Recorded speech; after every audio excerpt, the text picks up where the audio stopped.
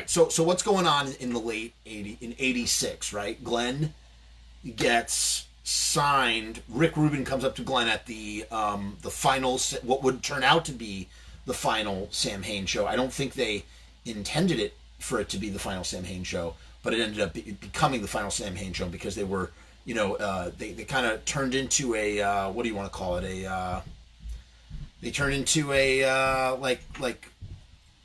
a think tank, if you will, a Danzig think tank, where they were sort of, refining the band in a new direction based on what Rick and Glenn had discussed. And from what everybody, we all know, this is all common knowledge, that Rick was like, Glenn, get rid of the other guys, get rid of Damien, get rid of Erie, get rid of London.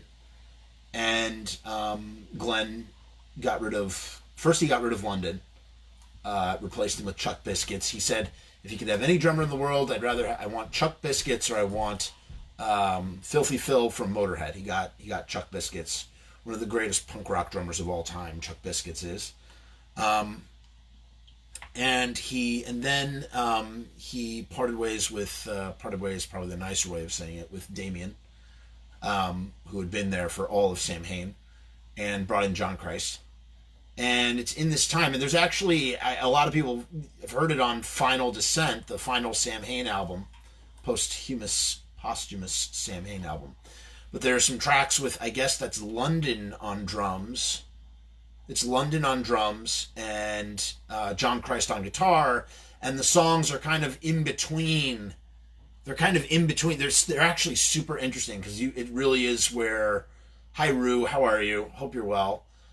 That's kind of like the in-between spot between Danzig and Samhain, the second half of Final Descent, where you see Twist of Cain in its earlier form. You see Possession. Oh my God, that version of Possession is amazing. Glenn's still sort of not grunting. I don't know. He's not singing. He's not crooning. He didn't really croon much in Samhain, did he? What was he doing? He's kind of like not barking. He's kind of like doing that barking, like sort of whatever thing that he does in Samhain, I guess. Well, To Walk the Night, he's crooning. To walk the night. But like, fucking the hungry end, he's like, there's a baby in the meat slicer on the kitchen table, no, Lady Madonna. So, he's not really crooning at this time in his life. And then, obviously, Rick sees the voice, so they're going back towards that. So you hear these early versions of Danzig songs, of what would become Danzig songs, but like it's like Danzig by way of Samhain. It's really fucking cool. And then right around this time, I guess Rick connected Glenn with Ray Orbison, right? As far as I know. What's up, Mikkel? What's up, Russ? He hooked up Rick Rubin. No, Rick Rubin hooked up Glenn with. Sorry, I'm not paying attention. I'm not concentrating. I'm too focused on sharing the shit and not concentrating. I'll pay more attention. Can anybody help me share? Let's share this page, you people. Get it back to where it was. Rick introduced him to Roy Orbison. I think Rick was like, yo, do you want to write songs for Roy Orbison? And Glenn's like, of course, yes. So he writes Life Fades Away, or You and Me. Was it You and Me? Yeah, You and Me. He writes Life Fades Away for Roy Orbison. And I guess maybe he also did write You and Me Less Than Zero for Roy Orbison. But for whatever reason, he ends up saying, somebody else, like, school me on that. It's been a while. Somebody school me on that, because I'm probably not saying it right. And Glenn does what is probably, and this brings me back around to what we were talking about with the first topic with Roy, with the Wall of Sound. If Glenn would just do the Wall of Sound for his production in the studio. Prime example of this is You and Me Less Than Zero, the finest example of Glenn's voice on record, probably. Does anybody challenge that? Is there any other song that Glenn sings that's more? And what's the word I'm looking for? It's not that it's better, but it's like any song that truly shows the power and force of his voice. I would actually say those early Misfits recordings, those early from the live show that I'm always talking about, I'd say I would trade note for note only because it's capturing the power of his voice in a live environment with no, tricks. There's no tricks or shenanigans. It's just Glenn's voice. It's not Glenn in the studio. But Andy Halloween says Girl. Yeah, Andy, I think you're right about that, actually. Girl really showcases Glenn's voice. And for that matter, maybe Sistina's? I don't know. But You and Me, Less Than Zero is up there, right? I mean, just what he is doing, man. What he is doing with that song. I'm not even, how I sort of try. I don't think I'm even going to try. Because, I'd love to just play the music for you, but like I said, Facebook will take down this fucking video. It's so annoying.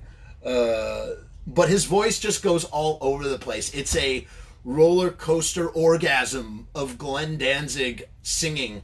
And what does he sound like? He's singing like Roy Orbison. He sounds a lot like Roy there. And we know that Roy was an influence on Glenn, at least in part. Maybe he's doing a little bit of... He's really invoking more to the crooners when he's doing Less Than Zero. And then there's this thing that's happening, and I'm sure he could speak to it better than I if he was on this thing, Eerie Von. But I guess Eerie wasn't doing the part the way Glenn wanted it to, or I believe Eerie's been quoted as saying, I'm not down with this, I don't like this bass part. I don't like it, I don't want to do it. And so Eerie stepped out and they brought in a dude. Does anybody know who the dude was?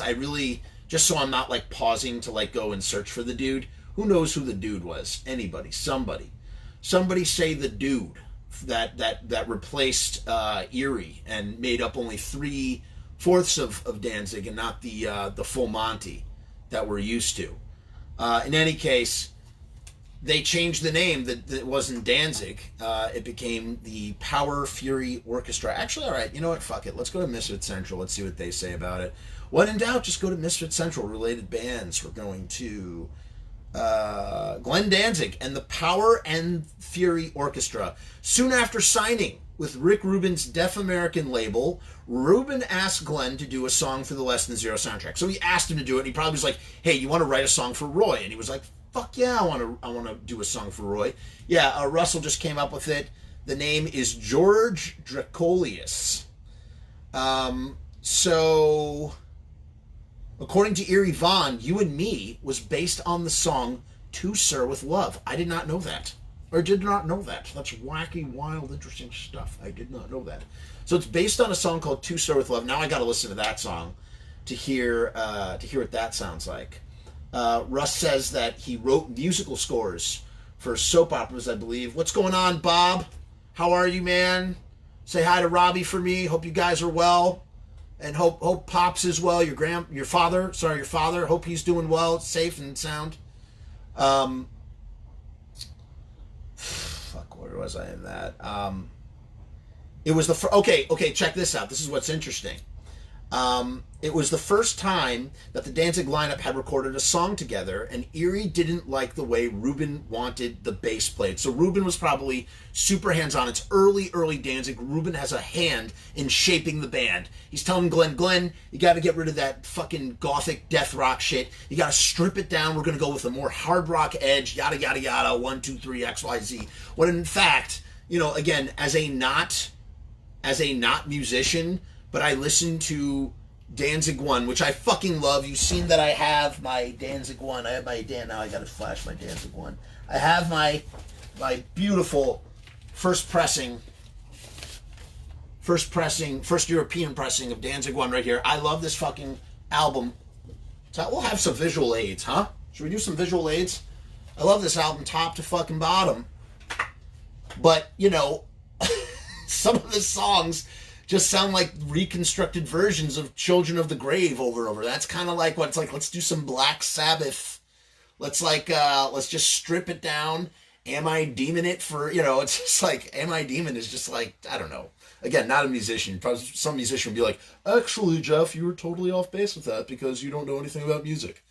So these guys, though, they're being shaped by Rick Rubin, and Rick Rubin is like, come on, come into the studio. You're going to do a soundtrack song, Less Than Zero. It's the first time they're being recorded as a band, as I just learned, as I see in the situation here on MisfitsCentral.com.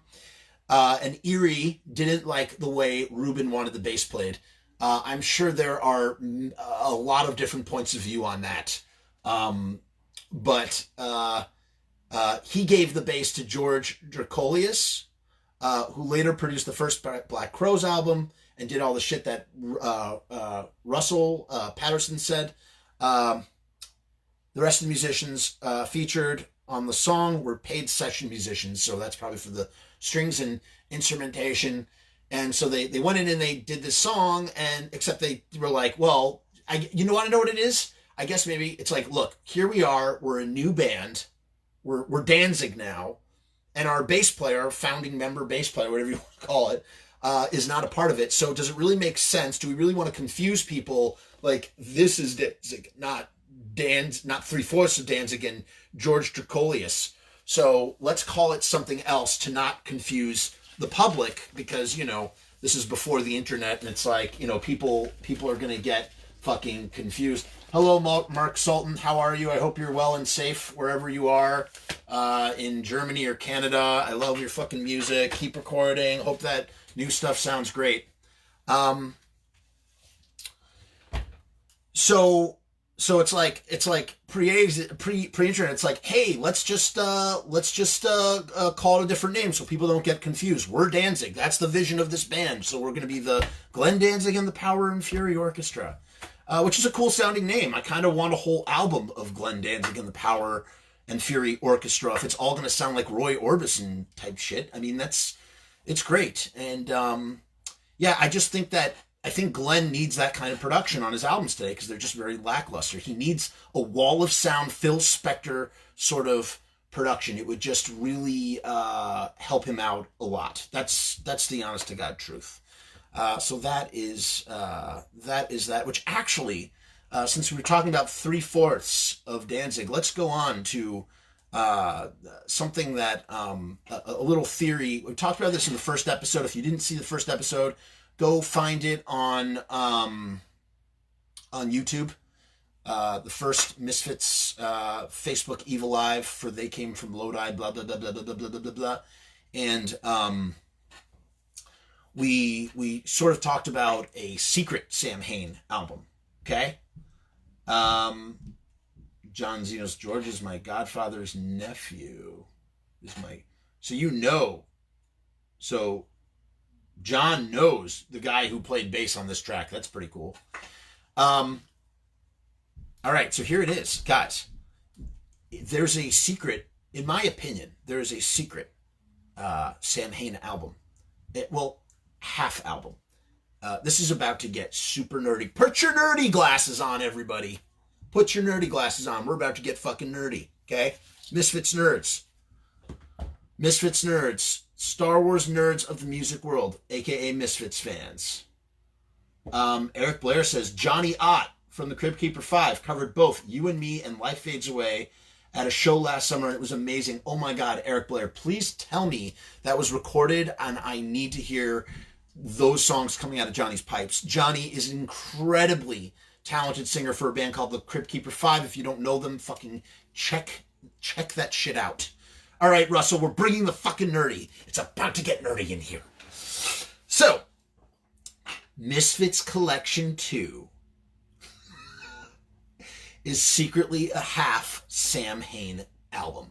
Is secretly half of a Samhain album. That shit is really fucking nerdy. It's really nerdy, but it's true. Okay, so why is Misfits Collection 2 a secret half Samhain album? Well, I have to go to the recording sessions here in order to answer that fucking question. I don't know how well these recording sessions are. I don't know how accurate, I should say, these recording sessions are at this point.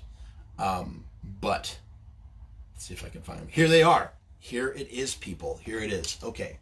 So basically, there was going to be a Walk Among Us 2 album, according to Eerie Von, during the Samhain days. So Glenn sells the masters, or strikes a deal for the masters with Caroline Records. They're going to start putting out release. I think they're using them for distribution at this point, right? That they haven't turned over the master. Glenn hasn't turned over the master tapes. Or wow, I think Eric and John are like having some sort of like secret realization in the comments here. DBY. He says, I am DBY. Dude, I watch all of your YouTube videos. YouTube interviews. What? Well, that's pretty funny. That's cool. Good for you guys. Happy for you that you connected here.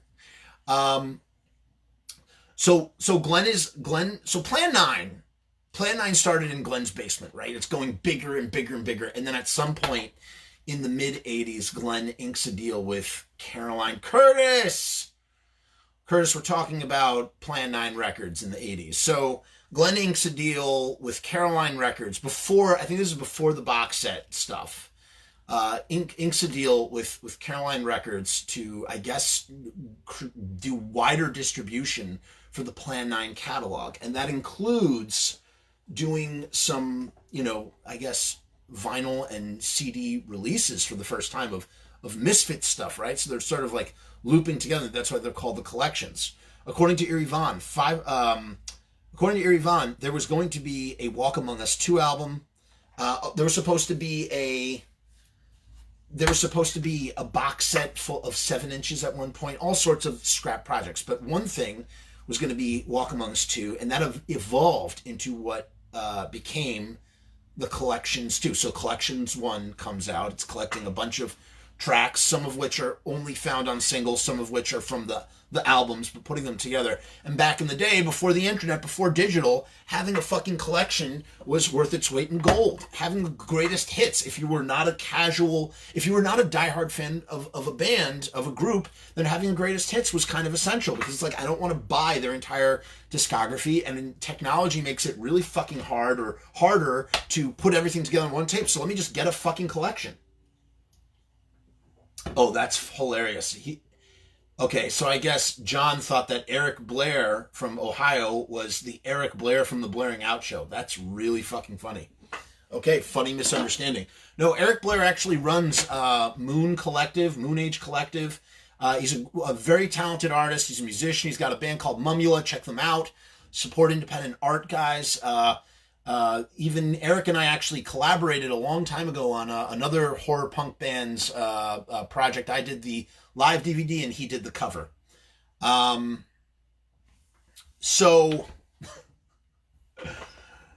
Okay, so anyway, getting back to Caroline, I'm sorry, I always get very confused. I always get sidetracked. Sorry. So they're doing the second collection, right?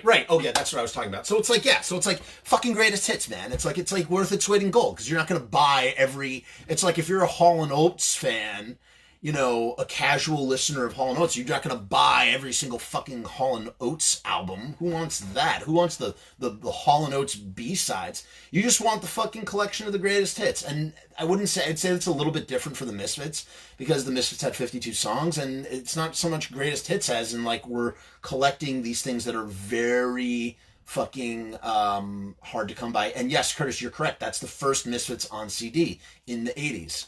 Maybe that's why Glenn wanted that deal done, because he knew that it was going to come out on CD, which is this brand new format, apart from tape and vinyl, and it's just like this new thing that is coming out.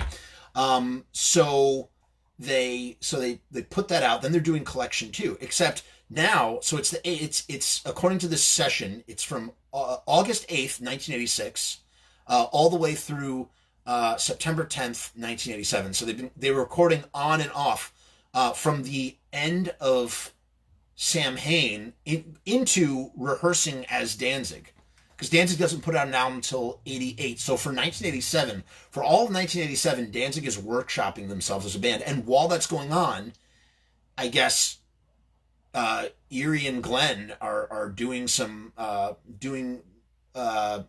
closing some loose ends. But that started when they were in Samhain. And if you listen to a lot of those Danzig songs in 1987, they sound more Samhainish, as we discussed in that previous Facebook Live that got fucking... Don't worry, I'll stitch them all together afterwards. He and Danzig recorded the Mephisto Waltz and Hate Breeders. So there's 6 songs that were recorded during this time. Mephisto Waltz, Hate Breeders, Cough Cool, Brain Eaters, Nike A Go-Go, and Devil's Whorehouse. The format was 16-track tape. The engineer was Bob Aleka, who also was the engineer for Static Age, I believe. And so... Sorry, 5 of these songs were intended for... I'm getting lost in the fucking minutia here. That's how fucking nerdy this is. So songs 1 and 2 were recorded in August. Song 3 was recorded in 87. And then songs 4 through 6 were also recorded in 87. So it's like these songs... And then the thing is, it's just Glenn and Eerie. Glenn's on drums, guitar, keyboards, and vocals. And Eerie's on bass. And they're doing Misfit songs. Andy says, someone shared this with me. This is pretty cool to see someone else talking about the Misfits. Good stuff, man. Andy, thank you so much. And, I think I actually am familiar with you. You and Amy do that amazing show on YouTube. And yeah, it is great to talk about the Misfits. Check out the other episodes. They're on YouTube or on this page. Like and follow over here. Just got a lot of cool content. Yeah, it's just, it's fun to talk about this stuff and talk about music and shit. What was I saying? Guys, I'm so sorry. It's like, this session is a disaster, okay? We have to pretend that it never happened, okay? When it's done. I'll still archive it. All right, that's what I was talking about. So it's just Glenn and Eerie, man. It's just Glenn and Eerie on the fucking, on 6 of these tracks.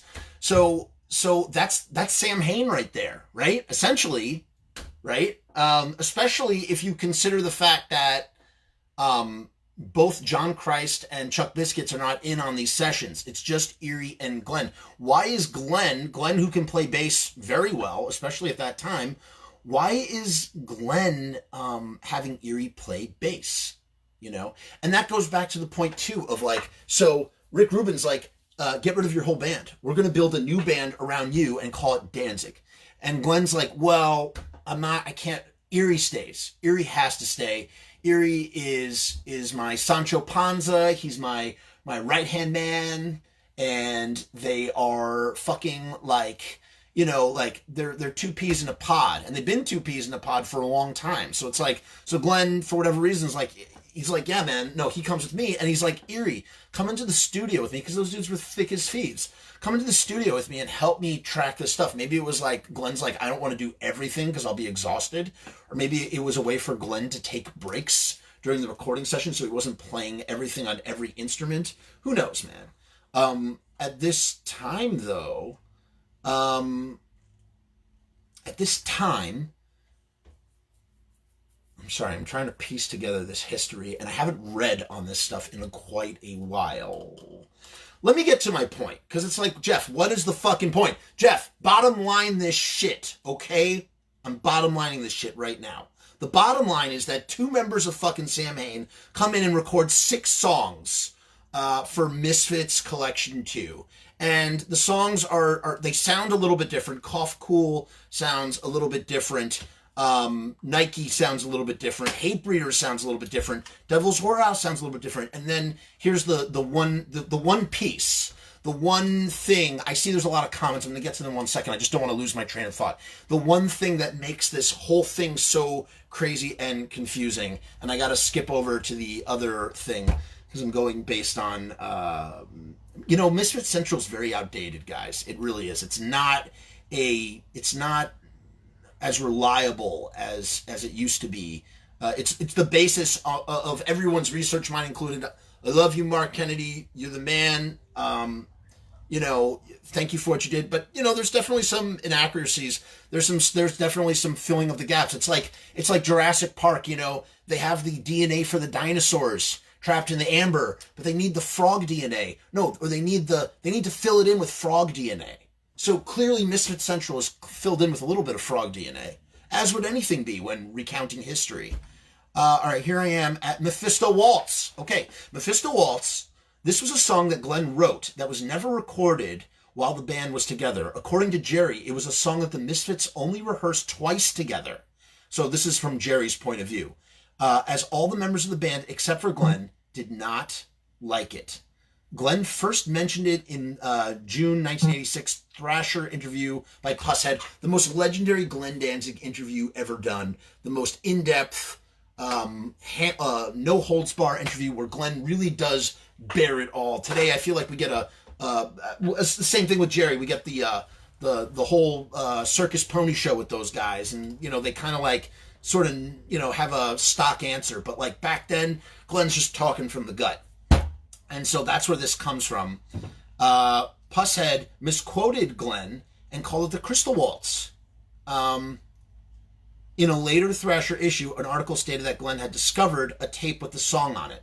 So that is really fucking cool. I didn't even realize that. So Glenn has in 1986, 1987, Glenn has a fucking, he finds a tape. Like, who knows what Glenn fucking has? This goes back to my previous post. I'm going to get really passionate for a minute here, guys. Like, who knows what Glenn is hoarding? He found a tape of Mephisto Waltz. So he probably has a billion Misfits tapes that none of us have ever heard. Like the really good shit. Like him showing everybody how to do all the songs.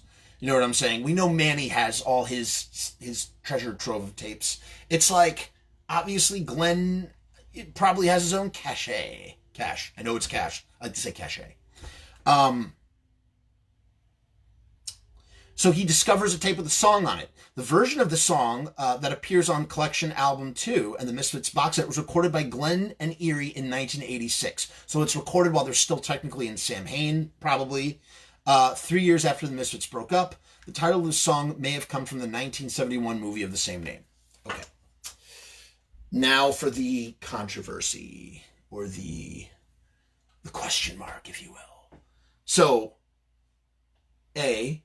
if two members of Samhain are recording a Misfits song during Samhain time for a Misfits box set, is it a Samhain song on a Misfits collection? Is it the Misfits reuniting? Because Glenn is the Misfits, right? Glenn is the Misfits. I mean, no, because Jerry's the Misfits too, but you know what I mean. Is it the Misfits reuniting to do a fresh, new, new song? The song sounds like a Samhain song. It doesn't sound like a Misfits song. Listen to Mephisto Waltz and don't tell me that doesn't sound like fucking later era Samhain, or just Samhain in general. It's a Samhain arrangement of a Misfits track. Basically, it's this song that's like this Venn diagram of a lot of things. It's a Samhain song. It's a Misfits song. Erie is one of the Misfits bass players. If Diane DiPiazza is a Misfits bass player, then so is Erie Vaughn. So Erie Vaughn was in the Misfits, Samhain, and Danzig. Technically, if AC Slade is technically in the Misfits because he's played live guitar on 12 shows now. There are some official members of the Misfits that didn't even play on all of one show. So it's like, everybody loves to get so technically nerdy about this shit, but it's just kind of like, what is what here? And that's the big controversy. The big to-do is this secretly a half Samhain album. Is Mephisto Waltz a Samhain song? Is it a Misfit song? How do we cut this up? Go into the comments. All right. Hold on. Going back. Andy says, I'm amazed we haven't met before. I'd like to send you a friend request. I'd love to know more about what you're working on. This is cool stuff. Andy, please do. Please feel free to send me a friend request. Really appreciate that. We can definitely talk. Chris Christensen says, Glenn told me Erie was the first to say that they should call the band Danzig. That's really fucking fascinating. Curtis, out of curiosity, for anybody who's not aware, in our previous broadcast, Curtis mentioned that in 1990 he was a promoter for was it in Wisconsin? It was Milwaukee, Wisconsin? It wasn't Milwaukee. Somewhere in Wisconsin, Curtis, who owned a skate shop, apparently one of the coolest skate shops out there in Wisconsin, put on this show. Is that when you learned that, Curtis? That's pretty cool. I believe the reasoning behind calling the band Danzig, as Glenn has said before, is that he's tired of the name changes. It's his music, it's his vision, so it'll be Danzig forevermore. Eric Blair, by the way, this is for anybody out there who's not aware. Eric Blair is an artist, as I said. He is not the interviewing Eric Blair. He's a different Eric Blair. He's in a band called Mumula. Check them out. He's a great graphic designer, drawer guy. Check him out. And he says, it's interesting because Eerie says he's a really bad bassist. And the two seem to have had a falling out. Obviously, Eric, they had a falling out since Eerie left Danzig. But, yeah, Eerie's just very, again, not music guy, going, dum, dum, dum, dum. This is Eerie. Dum, dum, dum, dum, dum, dum, dum, dum, dum, dum, like on everything. It's like, dum, dum, dum, dum, dum, dum, dum, dum, dum, dum, dum, dum, dum, dum, like just whatever. Nothing too big, nothing too small. And the two seem to have had a falling out since Eerie left Danzig. Yeah, I mean, yeah. And why would Glenn have Eerie do those tracks if not, but they were just best buds and he just wanted him to do it. Eric Blair asks, whatever happened to Mark Kennedy? So Mark Kennedy, for those of you who don't know, he's the founder of Misfits Central. He's the father of the Misfits Bible. Misfits Central, before it was Misfits Central, was supposed to be the Misfits book. Or the Misfits Bible. It was going to be a book. Mark was compiling a book. It never happened. He met with Glenn in 1999, tried to pitch the book. The book fell through. All of the information that was going to be in his book is now on Misfits Central forevermore. Mark is an awesome dude who I interviewed for this very documentary. His perspective is incredible. He was the Fiend Club president for Jerry and Doyle in the 90s. He ran that Misfits, the Misfits Bible. If everybody's ever heard of that chat server thing, he ran that. And so he's like this really important figure in Misfits fandom within this nerdy of nerd niches. He's like this really sort of important figure. And he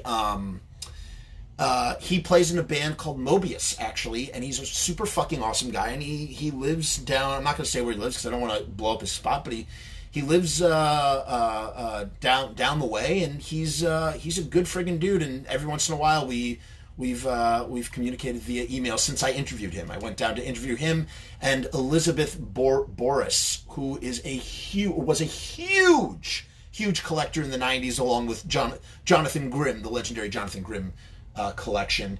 Andy says a lot was lost, unfortunately. Andy, I'm guessing you're talking about Misfits recordings. Yes.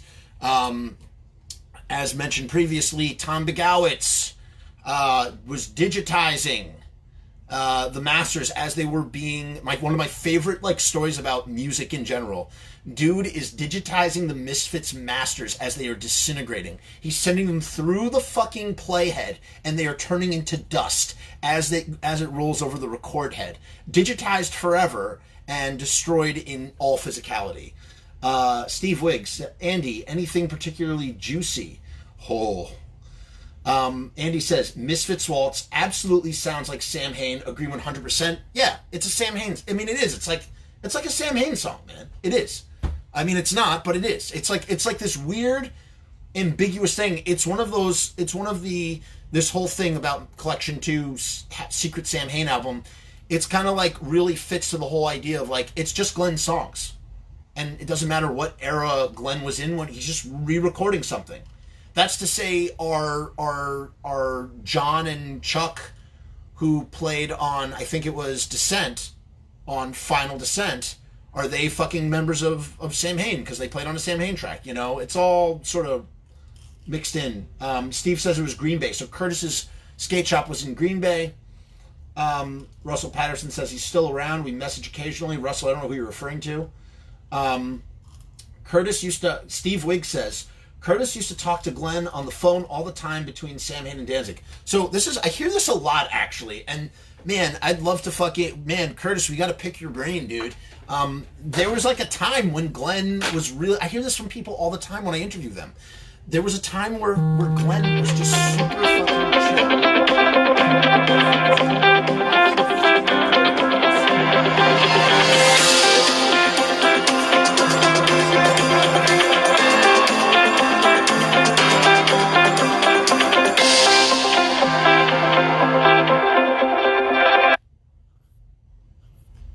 second, everybody. All right. Silent notifications are on.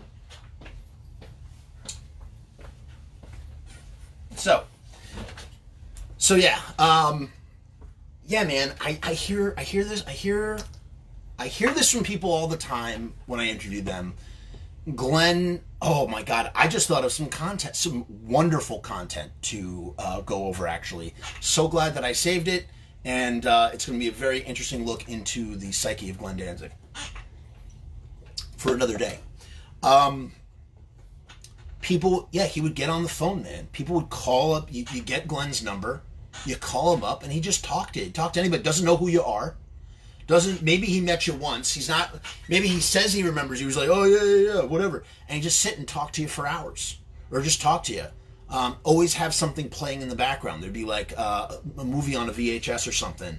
And Glenn would just sit in his parents' basement and just talk to people. And he would tell people all sorts of shit. And I hear that story over and over and over again. So, yeah, it's pretty fucking awesome. Curtis says, I used to have GD's phone number where he lived with his mom. I just said that. That's just what I said. I used to have GD's phone number when he lived with his mom, and I would call and talk to him all the time, believe it or not. Caroline gave me the number. That's so funny. But yeah, it's just fascinating how... And then something changed with Glenn. Something changed in him. He got big with Danzig. That's the story I always hear. From the shift from Samhain, from Samhain to Danzig, Glenn just got he changed a little bit. Like he wasn't as approachable. He wasn't as approachable as he used to be. I think that's the correct way to put it. Again, this is all secondhand information. I can't claim this as my own. I don't know Glenn Danzig. I've only met him twice. But he just sort of changed, and all that sort of stopped, and he stopped living with his parents, obviously, and yada, yada, yada. Russell says, Eerie. Listen close, there's all kinds of little nuggets, like the intro to Girl on Lucifuge, where the bass kicks in, not always droning on root notes. Okay. All right, Russell. It's been a while since I listened to Lucifuge. I will check that out. Umberto says, Mark Kennedy contributed some quotes to Scream With Me. So Umberto and Tom Begowitz, the guy I was just talking about from Caroline, who digitized the Misfits masters, they put out a book called Scream With Me. Buy it if you can. Umberto, throw the link in there if you want. And I guess Mark contributed some quotes. I think that's awesome. I'm glad that he did, because he's definitely a part of this whole Misfits puzzle, man. Mark is a huge part of that in that sort of way. Curtis says, Misfits Central was the internet Bible for fiends in the early days. It totally was, man. It was for a very long time. And that forum, as everybody knows, the forum was huge. Everybody who was a fiend was on that forum. I'm not telling you what my handle was. Russell Patterson says, Umberto, did you go to the Cleveland Samhain reunion show at Agora in 99? Russell, no, it was not Nana. It was my friend Rusty, and I have to call him back after this. So I have to call my Nana back, and I have to call Rusty back. Curtis said, he talked to me about all kinds of shit. He was super cool. Yeah, man, I bet he friggin' was. I bet he was, Umberto says, yes, he was at the show. All right, I don't know why I'm repeating this. All right, you guys talk about your show. It's fine. Stephen Wigg says, I remember Erie talking about Glenn switched performing for the crowd and less in the crowd during that same time. Stephen, do you want to elaborate on what you mean by that? What is for the crowd as opposed to less in the crowd? I guess you're just saying that, he stopped getting into the crowd, or maybe putting the mic to the people in the front and letting them sing shit or something. I don't know. Let's go back to my notes. Keep this moving on here. Due to recent events, we're going to cross off one of our topics here, as it might be a tender subject. And, okay, this is fun. This is fun, guys. We are going to talk about something really fucking cool. It's not really fucking cool. The acetate. We're going back to the acetates. Stephen Wigg says, yes, he was more right up front in people's faces. Yeah, man, he totally was.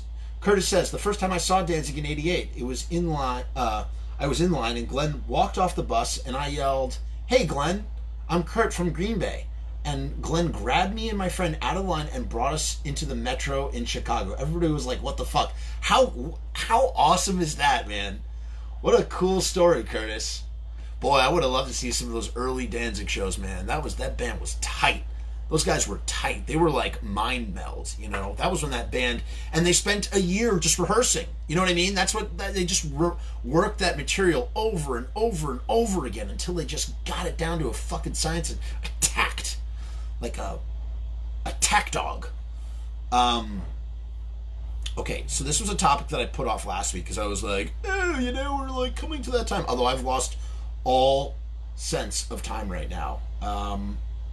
He was more right in front of people. And he danced more in Samhain.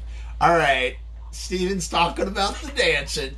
Yeah, Glenn's dancing is amazing. And we talked last week about this weird swimming through the air dance that Glenn does during Skinwalker at the Electric Factory in Philadelphia. It was like a Danzig and Doyle show. And Glenn's like, Skin! He's just doing that. And his dancing sort of evolved in the '90s. I'm just repeating material. This is so, we've already discussed this, guys. I'm stopping myself right there. Okay. Now this is what sucks because I can't. So all right. Hey guys, listen. We're going to take a little field trip onto the by the way, real quick, I just want to plug again my website. If you haven't already, please go to Frumess.com. Click on my website and click some of the ads so that I can get some pennies in my Google AdSense account. Think of it as like a tip jar. I'm not asking people to spend their money, but when you click on that thing, Google throws me a couple pennies. It's nice. Hook a brother up if you feel like it. And please share this live stream right now somewhere to a group if you think they'll enjoy it. Any groups, anything like that. So you're going to take a little field trip because I can't really share because I don't have OBS working. It's bullshit.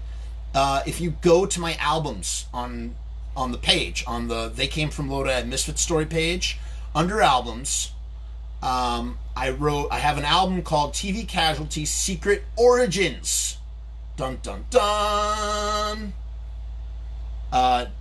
Diago says, nothing to do with discussion, but I remember seeing a video where Gene Simmons said something like, the Misfits can't sell a fucking record, but everybody wears a t-shirt. Did you see that? Yes, I have seen that video of him saying that, and it's funny because in the 80s, Gene Simmons would wear the Crimson Ghost on his shirt all the time, and he probably had no idea what it was, and then became hip to what it was. TV Casualty, Secret Origins. People, are you there? Has everybody found the photo album I'm talking about? You know what? Why am I being a dick? Let me just put the link. Here's the link. Is this the link? Yeah. All right, putting the link in the comments here for anybody who wants to join me, so you can see the pictures I'm talking about. All right, so I just posted the link. All right. Everybody click on that link so we can all look at it together. I feel like this is like a class. This is like a science class. This is what I wrote. And I have my movie in there for some reason. I gotta delete this. That's so funny. I wrote, could this be the inspirational origin of the Static Age song TV Casualty? Could this be the inspirational origin for the Static Age song TV Casualty? Okay, fiends, it's about to get seriously nerdy for a minute. I recently acquired this gorgeous omnibus-like collection of Richard Corbin's collected stories and illustrations from the horror comics Creepy and Eerie from the 1970s. So an omnibus is like a giant thick tome of comics. Actually, it kind of looks like this. Do I have it? Holy shit. No. Oh. Son of a bitch.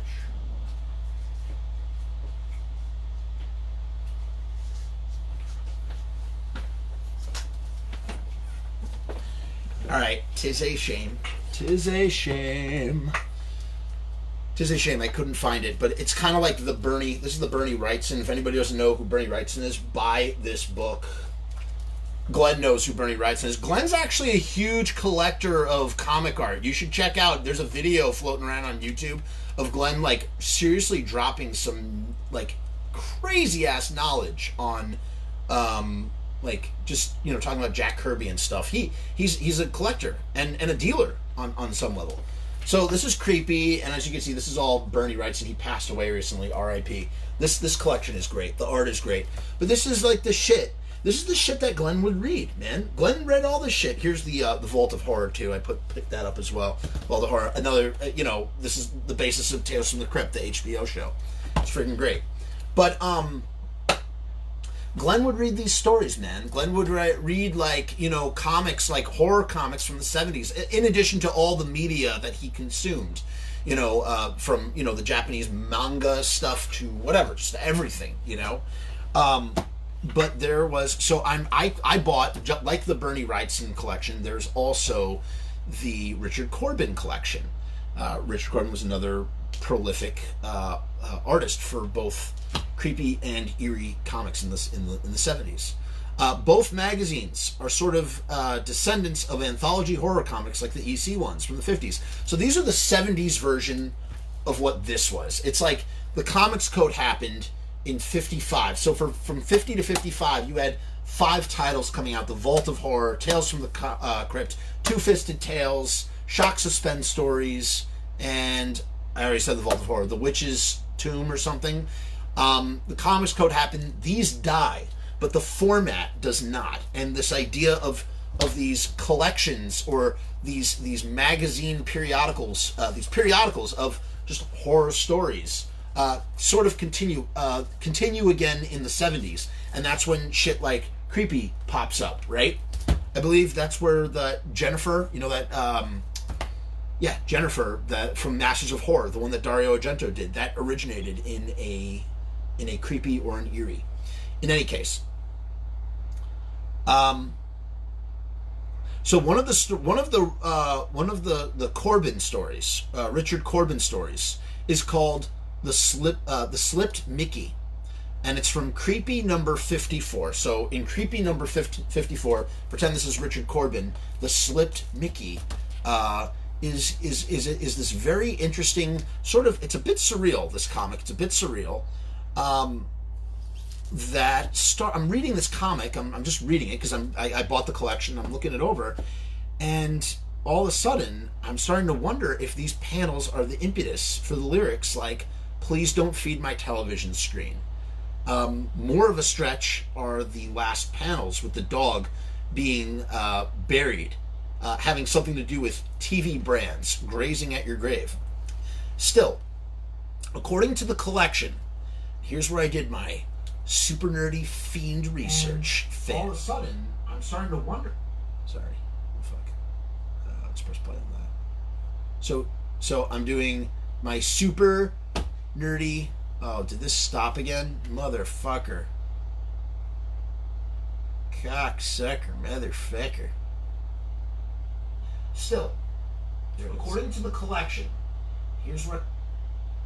So, according to the collection, Creepy number 54 came out, was published between 1970 and 1979, right?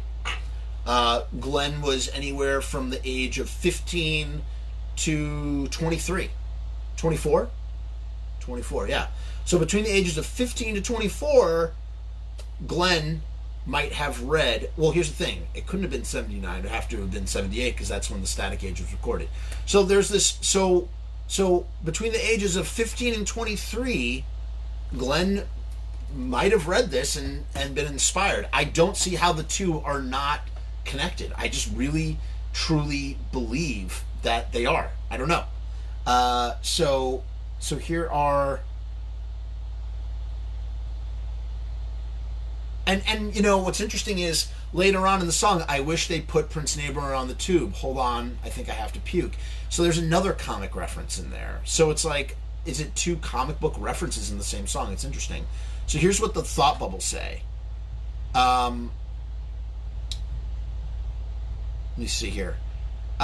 Master, master, I did as you said. I fed hot dogs to the television set, even though I wasn't hungry, and I had to cut my hands. You did well, Hugo, and that displeases me, which earns you a reward. So there's like this Igor sort of guy saying, I fed hot dogs to the television. In the late 70s, you don't think with a guy like Glenn, who's a huge horror fan, comic book fan, you don't think he didn't read this and fucking get inspired to write that for TV Casualty? Here's some more. There's the Igor character again. And you can see this if you go, click the link. I posted the link in the comments. Click the fucking link and you'll see the panels that I'm referring to and the beautiful artwork. Let me see if that will copy paste again. Copy paste. Yeah, there it is. I'm posting it again if you missed it the first time. Master, master, ran out of hot dogs to feed the television set. So he's saying that over and over again. He's talking about feeding the television set. Please don't feed my television screen. And then later on, and it's called the Slip Mickey. I said it's surreal because it's like, it turns into like sort of like this hallucination sort of thing. And then it's this woman sitting in her living room, and all of a sudden her TV, like the screen gets broken, and the broken shards look like broken teeth, right? And she goes, I wonder what's on the tube. I'll have to replace that screen one of these days. It's getting a little worn. And so then the TV, the television is starved, Hugo. Hee hee hee. So this woman gets eaten by a television set, basically. The television turns into a monster. And so is this like the woman or somebody screaming like, please don't feed my television screen because my television is going to, eat me. You know what I'm saying? Like, it's just super weird and crazy. And then lastly, let's see what else. And then it goes, I have to tell Hugo to cancel all the orders for hot dogs. We must be able to use that one again. And then something, I'm not going to read all this because you don't care about all this, but yes, the dog. And then later, the dog is at this grave. Let's see here if it says anything. It's just something about grazing at graves. I don't know, man. So yeah, so that's it. So I just love finding out these little things. And there's another one. We might as well do it since we're here. And I'm not gonna try and make a meal out of this. Additionally, this is more well known. Everybody knows this one. This has gone around. The origin for I Turned Into a Martian was also a comic, as they say. I'm putting that in the comics. This is a photo album from Facebook. I wrote, could this be the true inspiration for the song I Turned Into a Martian? Was Glenn reading this one night in 1978, 1979 and came up with the song? What is your favorite version? For me, it would be Collection 1. The lyrics, possession of a mind is a terrible thing. It's a transformation of an urge to kill, not the body of a man from Earth. Now, we've seen on Misfits Central and elsewhere, they're just kind of like, where does it say, I Turned Into a Martian? Because I'm on the page already. Here's what Misfits Central says. The song may have been influenced by the Ray Bradbury story, Dark They Were and Golden Eyed. Maybe. And I mean, like, think about this. In a pre-internet age, fucking Mark Kennedy is figuring out or trying to put these connections together. So here we are at the Wikipedia page for that, right? Yes, Eric Blair. Oh, hold on one second, Eric. Let me just finish my thought here. So this is for Dark They Were and Golden Eyed, right? Dark They Were and Golden Eyed is a science fiction short story by American writer Ray Bradbury. It was originally published in the magazine Thrilling Wonder in 1949, so it's an old story. In the midst of a war, I really don't want to... It takes place in the near future on Mars, but I don't know. I'm not going to read this whole thing. Resolved to build himself a rocket. Oh, blah, blah, blah. Harry isolates himself from the family and townsfolk who have begun to show signs of transforming into Martians as their limbs and bodies begin to elongate. Their irises become shimmery gold, their skin darkens, and they begin using Martian language, referring to Earth as Lort. Interesting. So then, going back to the thing, it's possession of the mind is a terrible thing. It's a transformation with an urge to kill. Not the body of a man from Earth. not the face of the one you love, because I turned into a Martian. I can't recall my name. And this comic is called I Turned Into a Martian. I'm going to have to go with this one. Yeah, this guy, he's on Mars. He's on a planet. And notice he's not wearing any protective helmet, right? You know, like, this is back when, like, you know, science and space were not very, very well united together. And it created issue.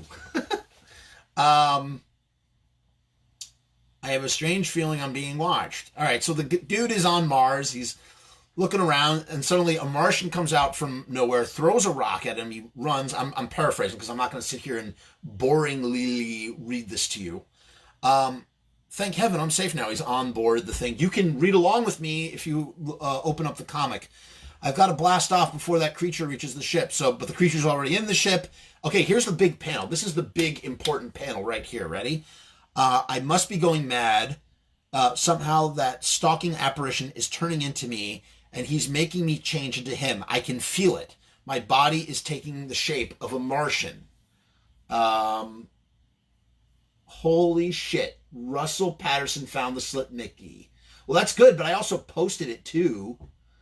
Bob, give me 1 second. Guys, I'm going to go back through the comments in just 1 second. I must be going mad. So they switch bodies. And he becomes a Martian, and the Martian becomes him. But I'm trying to look for evidence of the lyrics again. But why? Why has my body turned into a Martian's? Well, my brain is still my own. Does he say I can't even recall my name? I don't know.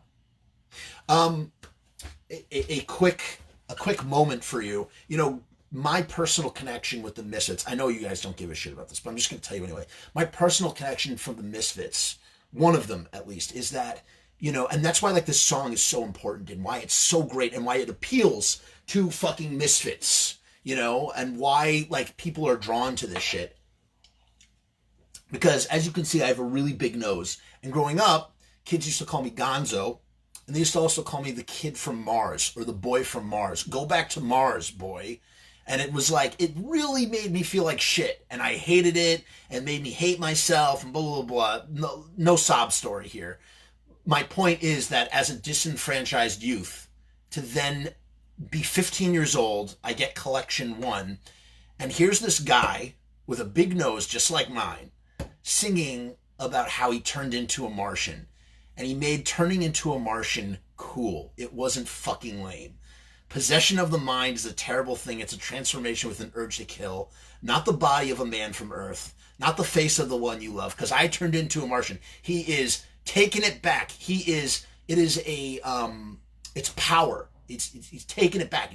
He's using it as a point of power. Times I hardly never sleep at night. Well, I turn into a Martian today. I walk down the city streets on an unsuspecting human world, inhuman in their midst. This world is mine to own because I turn into a Martian. It's just brilliant, man. It's just brilliant. He's a brilliant fucking songwriter. And we've talked about in the past, and this is not true, he does rhyme Theme for a Jackal. But there are a lot of songs. Glenn's not rhyming. And that's got to be fucking hard as a fucking artist to not rhyme your shit. He's writing really fucking cool shit. Okay, let's go to the comments now. Andy says, man, I love super nerdy shit. Lol. I thought I was the only person who was like this. No, Andy, you're not. We're all like this. We're all a bunch of misfits, and we all love this super nerdy shit. I don't know what it is about this band, but I just, you know, it's like we just obsess over it because it's fucking cool. You know, even people that are like, you know, prominent musicians who I'm not going to name, but like, they're the fucking biggest fucking Misfits nerds in the world, man. You know? I don't know. In any case, Eric Blair says, have you talked about Rat Fink being a cover of a parody? So, Eric, it's funny you say that. I have not. But if it didn't take me forever right now, like, and I would like just leave dead air, I totally would go to my record collection and pull out Alan Sherman's Rat Fink. That's right, people. Yes, Rat Fink is a parody record by this guy Alan Sherman, who writes novelty records. He writes novelty records. I think he also did Dear Mother, Dear Father, I am writing Camp Granada. I don't know, something like that. And Yeah, that's what Ratfink is. That's what it is. And Ratfink, in turn, is a parody of Rag Mop. So it's R-A-R-A-G, R-A-G-G. No, is that how it goes? It's Rag Mop, not Ratfink. And then it turns into Ratfink. I love Ratfink. Ratfink is great. You know who I'd like to see cover Ratfink, actually? I don't know if you're familiar with him. Seek him out. No Bunny. No Bunny should cover Ratfink.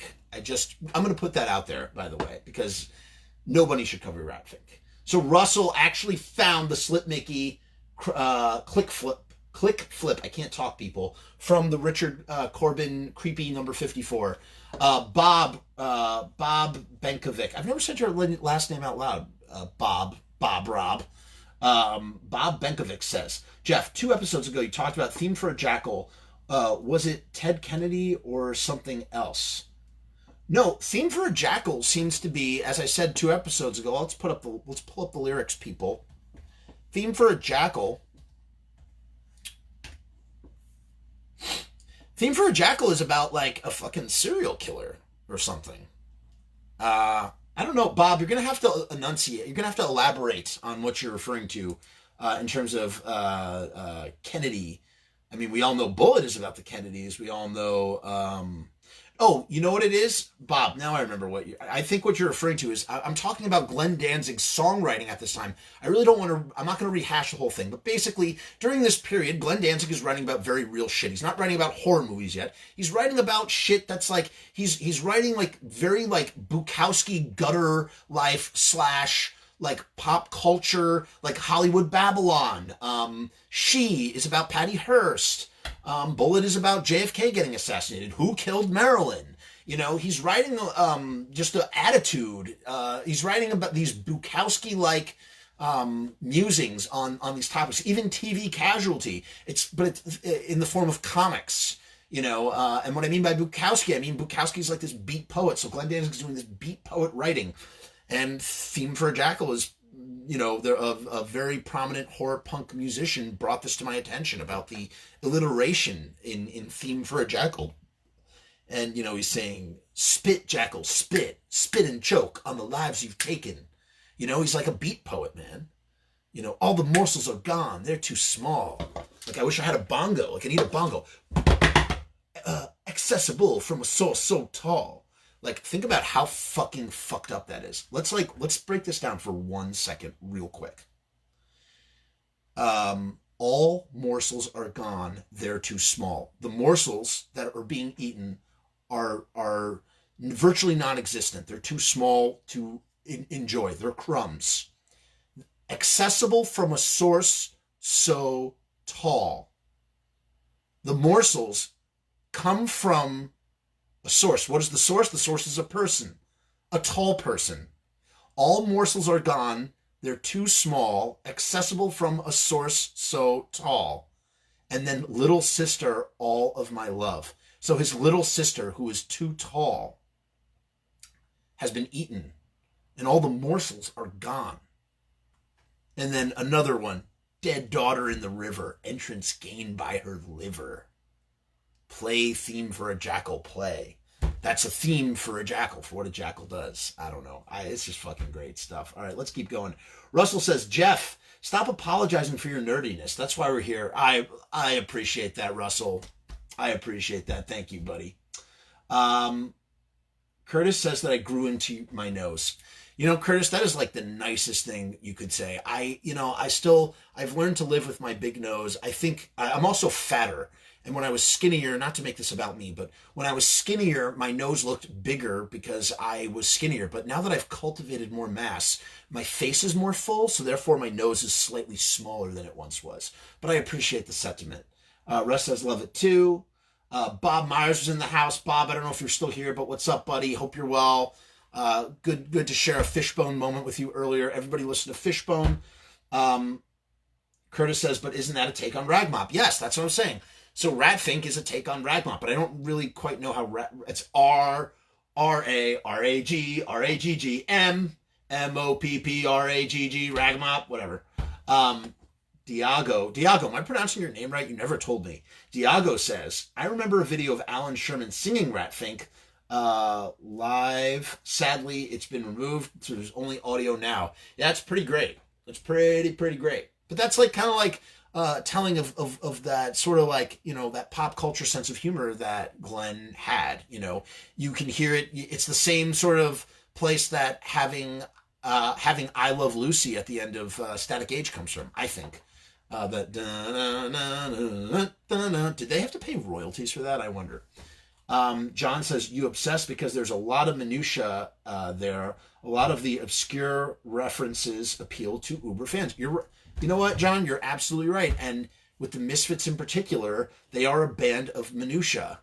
And, you know, the minutia is great. It's good stuff. It's fun to talk about. Bob says nobody. Yes, nobody should cover the cover of Ratfink. So nobody should do their own punk cover of Ratfink. And the next time I see nobody, I'm going to fucking ask him to do it. Eric Blair says, yeah, I found that Alan Sherman song record at a thrift store. Yeah, it's so easy to find. I found it as well in a thrift store. And yeah, it did blow my mind as well. Isn't it fun that you then discover that Ragmop, that it was originally this thing called Ragmop? That's the other interesting thing. There's so much like history buried in this band, like these things, because Glenn is ultimately what he's doing is he's through both visual and audio, he is creating a tapestry of the things that he is passionate about when it comes to pop culture. And it's just fucking cool. Eric says Nobody is rad. Yeah, Nobody is the shit. He's in this documentary. I interviewed Nobody for this documentary years ago. That's how I met Nobody. Huge diehard fan of Nobody. Russell Patterson says, I've heard somewhere about Ted Kennedy being the subject of the Jackal years ago. Whoa! I did not realize that. I don't think we discussed that 2 weeks ago, but that's interesting. We got to talk about that. We have to now plug those lyrics in to Ted. Oh, I see. Because Ted Kennedy killed a woman in a car accident. He was a drunk driver. Dry drunk on the corner. It's dry drunk, or is it drive drunk on a corner? That would make more sense if it was drive drunk. Who knows where these lyrics really came from? It sounds like he could be saying drive drunk, but it also, because as we've talked about, Glenn doesn't like to finish the last two like consonants on words. So he'll just go, instead of saying drive, he'd say drive drunk on a corner. But he's really saying drive. So drive drunk on a corner, wet waist of a girl, theme for a jackal. Wow, wet waist of a girl. So the girl, because they crashed into a river, Ted Kennedy swam out and the girl sank in the car. Play your death song. You probably listen. Stand idly by as they rape your children, like you do now. In fact, you show them how. I don't know how that applies to Ted Kennedy. All thoughts are in place. All deeds are complete. Play, theme for a jackal play. Die, sweet prince. Meat tastes like mince. The jackals... I don't know, man. Maybe it could be kind of like what horror business. Everybody knows that horror business is the juxtaposition. It's the most brilliant juxtaposition of Sid murdering Nancy with Anthony Perkins murdering Janet Leigh in Psycho. Maybe that's what this is. It's a juxtaposition of Ted Kennedy being a jackal-like serial killer by driving drunk and killing this woman. Or maybe it's about a serial killer that comes and eats the body of the dead girl in the river after she's died. Dead daughter in the river, entrance gained by her liver. Who knows? Who fucking knows? Bob, you are talking about Chappaquiddick? I don't know what that is. Bob Benkovic. Ted Kennedy drove the car into the... Right, yes. With Mary Jo and left the scene because he was drunk. Yes, and Ted Kennedy became a shame. And you know what's interesting? If it is about Ted Kennedy, that fits in with Glenn's obsession with the Kennedys and Marilyn Monroe and all that. So it very well could be. That is very interesting. Russ Budry says, shit, I can hide several quarters in my nose. Let's see a picture of that snaz, Russ. I could fit probably a couple of Skittles in each one of my nostrils, I think. Don't ask me why I know that. Curtis says, GD had a nose job and a facelift. Should have never done it. Yeah, I don't really want to talk about that because, Glenn's nose, we'll just say that Glenn's nose changed over the years. But Glenn had a schnazzola. He had an Italian schnazzola.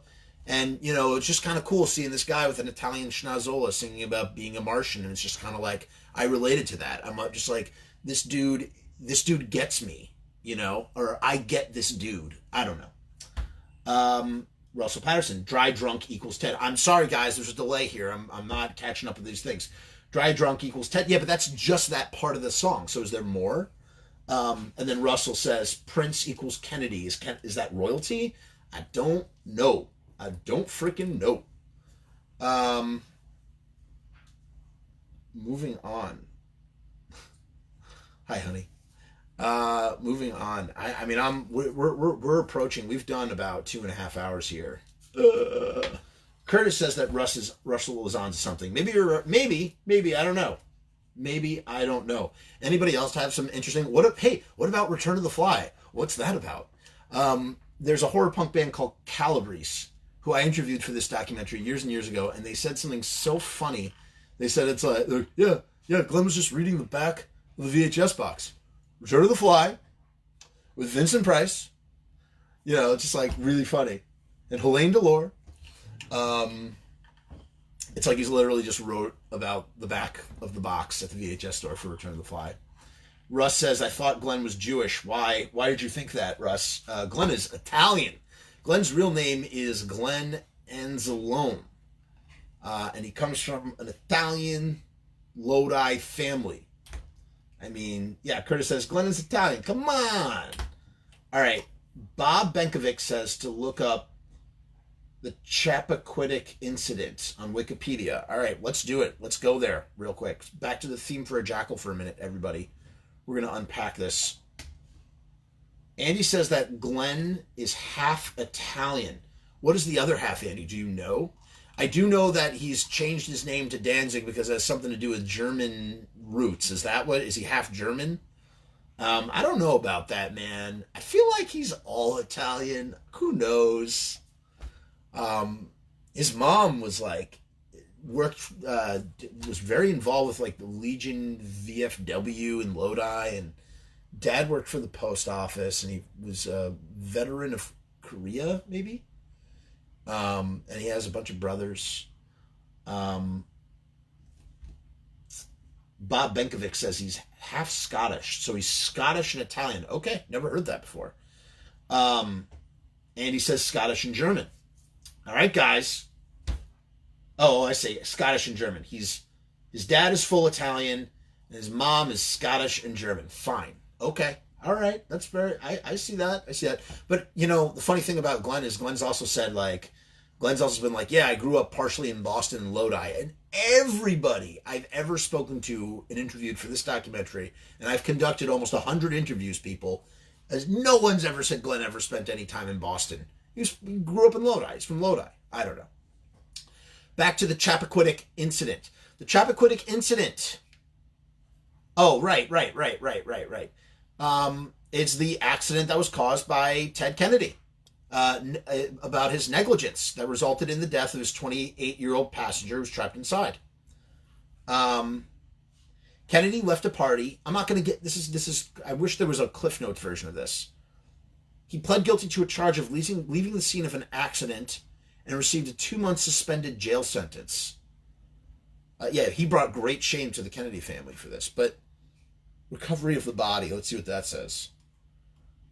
Some people were fishing. They found the submerged car.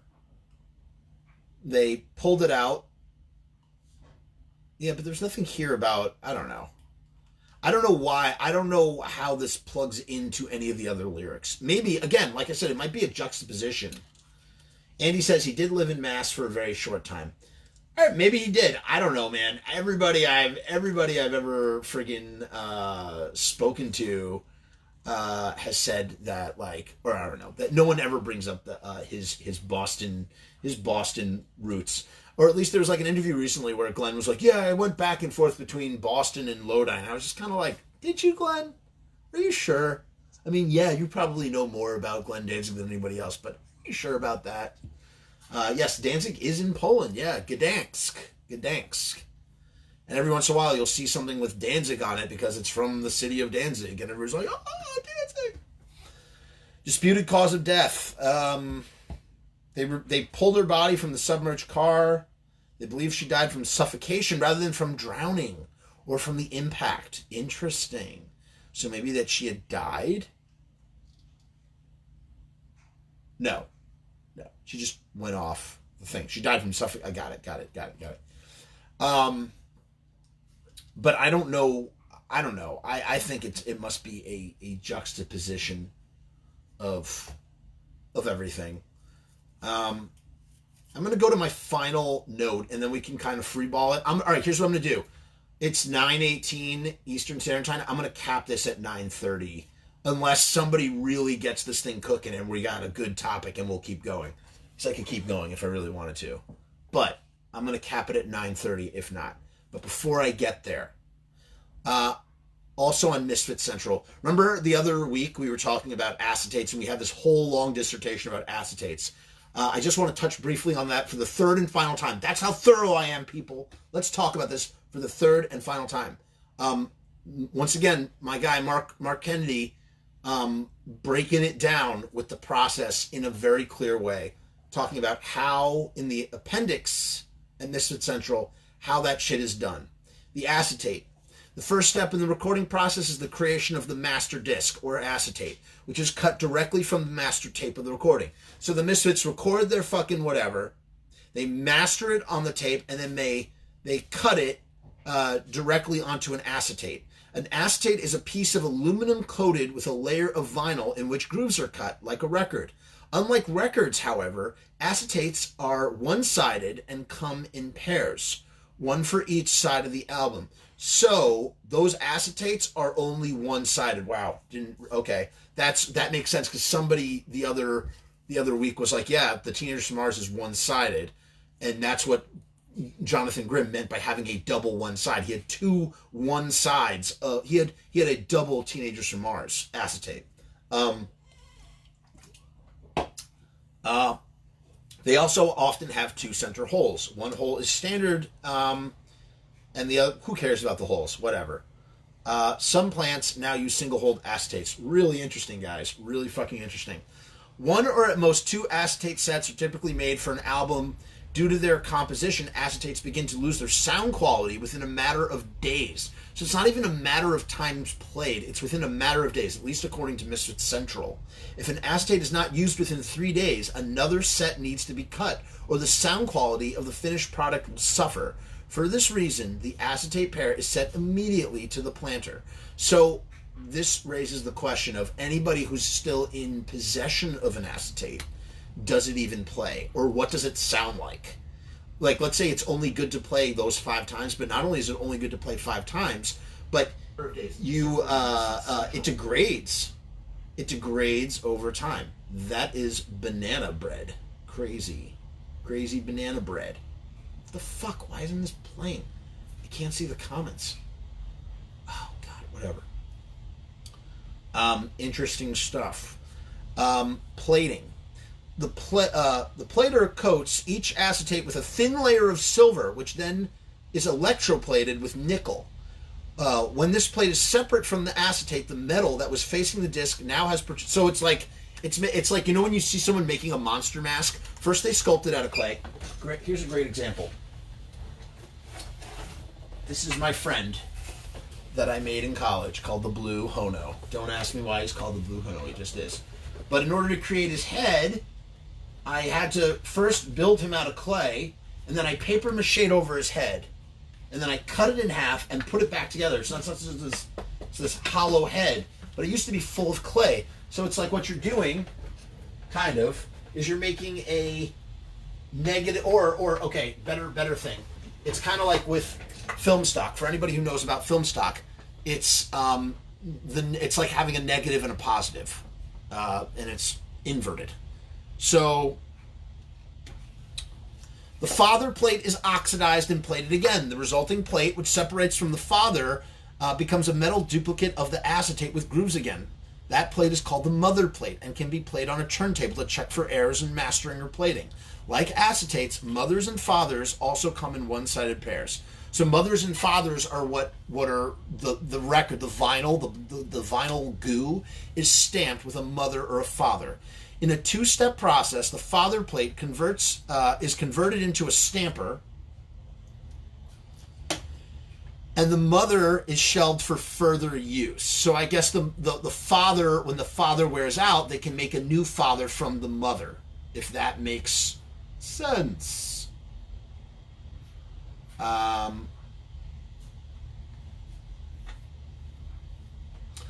Bob says he sent me a picture. Bob, at the moment I can't open my pictures right now. I'll check in a second, Bob. How can this sound better than digital? Seems impossible, Curtis says. I don't know, Curtis, but it's not that it sounds better. I don't know if you were there last week for that discussion. Yeah, you were. And the time before that. It's not that it sounds better. It's that the mix might be different. It's a rarer mix. That's why Henry Rollins is all about this shit. It's like crack cocaine for Henry Rollins. It's a different mix. It's an alternate visual. It's an alternate vision that band had. So those Night of the Living Dead 12-inch acetate plates could contain rarer mixes. You know what I'm saying? Like, and it's even crazier because they're 12-inch plates for a 7-inch record. What the fuck? That is so weird. Let me just finish this, guys, and we're gonna move on. In a two-step process, we already talked about that. All right, here's interesting. This is interesting. Ready? Super duper interesting. Ready? One father can produce. So when one father can produce 10 mothers, and one mother can produce 10 stampers. One stamper can produce about 1,000 vinyl records. So with 10 mothers, you can make 10,000 records. Therefore, a two-step process can produce a maximum of about 11,000 records before remastering has to be done, and a three-step process can produce about 100,000 vinyl records. So that's what part of the remastering process is, that you have to make new plates, and probably during that remastering process, you go back and you do remixes in the process for whatever reason, because sound technology changes. Audio speakers change, so therefore you're going to want to remix for the new types of audio speakers, which means you need to remaster your masters. Whoa, mind blown right now. Remastering. The plating section was written almost 100% by Paul W. Burkus, master engineer at Aardvark Record Mastering in Denver, Colorado. That is so, I mean, what Mark Kennedy, man, and his meticulous research, he had that dude write that up. Then he says vinyl pressing. The stamper plates are used to press the vinyl. In the pressing plant, a certain amount of vinyl is placed or injected between the stampers. It kind of looks like, you ever see those, in Jamaica, they like recycle it or whatever, and they make, that you see them, they have like even hand stampers where they're pressing records. It's the coolest thing. Go look that up on YouTube, how they make dance hall records in Jamaica. Yes, they put the excess vinyl is then cut off and the result is a record. Before agreeing to have a record mass produced, bands usually have 1 to 4 test pressings made. So is it possible that the Misfits had multiple test pressings made of their records? You know, probably one, because Glenn, you know, they didn't have money, so they probably only did one apiece. Except they did have George Germain, who was financially backing the band. So maybe it's possible that they did more than one acetate test. But it says that typically a band's or test pressings, they will do upwards of 4 test pressings. These test presses are more or less identical to the finished product, except for their test press center labels. If a band is unhappy with the sound of the test press, the process is started over, from the creation of new acetates down to a new set of test presses. Once the sound quality of the test presses has been approved, the pressing plant begins mass producing the record. So there you go. They listen back. They're like, no, the mix doesn't have enough bass. No, the fucking guitar doesn't have enough whatever. And fucking they throw it to the fucking wind. And it's like we got to start over. And if you find that discarded thing, you're going to hear that super unique, rare version, assuming that it still works, assuming that it hasn't degraded. I hope that if any of you, whoever gets acetates in the future, that you fucking digitize those motherfuckers immediately for the sake of preservation. Um, here's where we get to the Misfits. Ready? For this so they cannot be used in the plating process. They are only used for checking sound quality. For this reason, many Misfits acetates don't directly correspond to actual releases. Interesting. The two 12-inch there you go. 12-inch acetates for Night of the Living Dead. Ready? The two 12-inch acetates for Night of the Living Dead 7-inch, the Teenagers from Mars 7-inch acetates, and the two song acetates for EVILIVE 7-inch. These reference lacquers, like regular acetates, can only be played 5 to 10 times before the grooves become warped. Wow. Although black, this is another little interesting shebango. Although black is the traditional vinyl color, colored vinyl costs only a few cents more per copy and was often used for Misfits records, as we all know. In order to create swirled copies, Glenn Danzig often told the record plant not to clean the plates before pressing a new color. Sometimes he would have a small amount of certain color added just to create the swirl. Now, here's where my expertise, and I wish we had some of the Fiend collectors in here, like the people that like in the groups, there's like a group called Fiend Collector. They could probably tell you that they're writing books about this shit. They're writing collection books. On Earth as in Hell, I believe it's called. They're doing these crazy fucking like detailed books cataloging this shit. Mark Kennedy's cataloging was detailed and meticulous, and he made a lot of leeway in finding out numbers, but it was deeply flawed. When he met with Glenn in '99 for that interview, Glenn just started telling him random shit that he doesn't believe to be true. Glenn said that there are 10 copies of Halloween on green vinyl. You heard correct. According to Glenn Danzig in 1999, in an interview, a no-holds-bar, career-spanning interview with Mark Kennedy, there are 10 copies of Halloween on green. I really need to review my interview. He said so much other shit, Mark Kennedy. I'm trying to remember what he fucking said to me. That stands out, though. Glenn loved to press, I believe, Horror Business is normally on yellow vinyl, but we talked about this last week. There are 25 copies on black, and those black copies go for serious coin. Umberto mentioned last week that AK or him or somebody sold to Henry Rollins 15 grand for fucking black Horror Business. Pink, there's a Pink Legacy of Brutality that goes for upwards of 10 grand. They're just crazy. Someone correct me on these numbers if I'm wrong. It's just the value that people place on this vinyl. But going back to Glenn telling the plant not to clean the plates before pressing a new color, so that they would go out. So the presses were in Long Island, and Glenn and Damien at the time, Pete Bennett Marshall, great guy, played with Iggy Pop too later on. He was also in the Whore Lords for a hot minute. Drove out with Glenn to the press. And they were pouring because the vinyl comes as pellets. It's like these little plastic, they look like little plastic pellets, and you pour them into the press, the stamp or whatever, the machine that makes the vinyl. And Glenn, when they were doing Samhain Initium, there was nobody there to operate the press, supposedly. And Glenn and Damien were pouring the pellets themselves, and they purposely did not clean the stamper and to let all these swirled combinations. And that's when the whole world of swirled Misfits collecting began. Let's go to the comments real quick. Bob, I'll check on that picture in a second. Raphael asks, what about the future of the Misfits? When do you think their final show will be? 50th anniversary in 2027, 2037, Glenn will be 82. I don't think they will record anything new. Maybe official DVD. I think something like Iron Maiden's Flight 666 would be great. One venue for each song. Raphael, we covered this topic ad nauseum in the last episode. Please review that one. We go into super in-depth into it. I'm gonna sum this up in a TLDR, too long, did not read. I do think that first of all, I don't care when they end. I don't care about the future of the Misfits at this point. I really don't. You know why? I saw them at their peak. I saw them at the Pinnacle. The Pinnacle was the Madison Square Garden show for all the reasons that I said last time.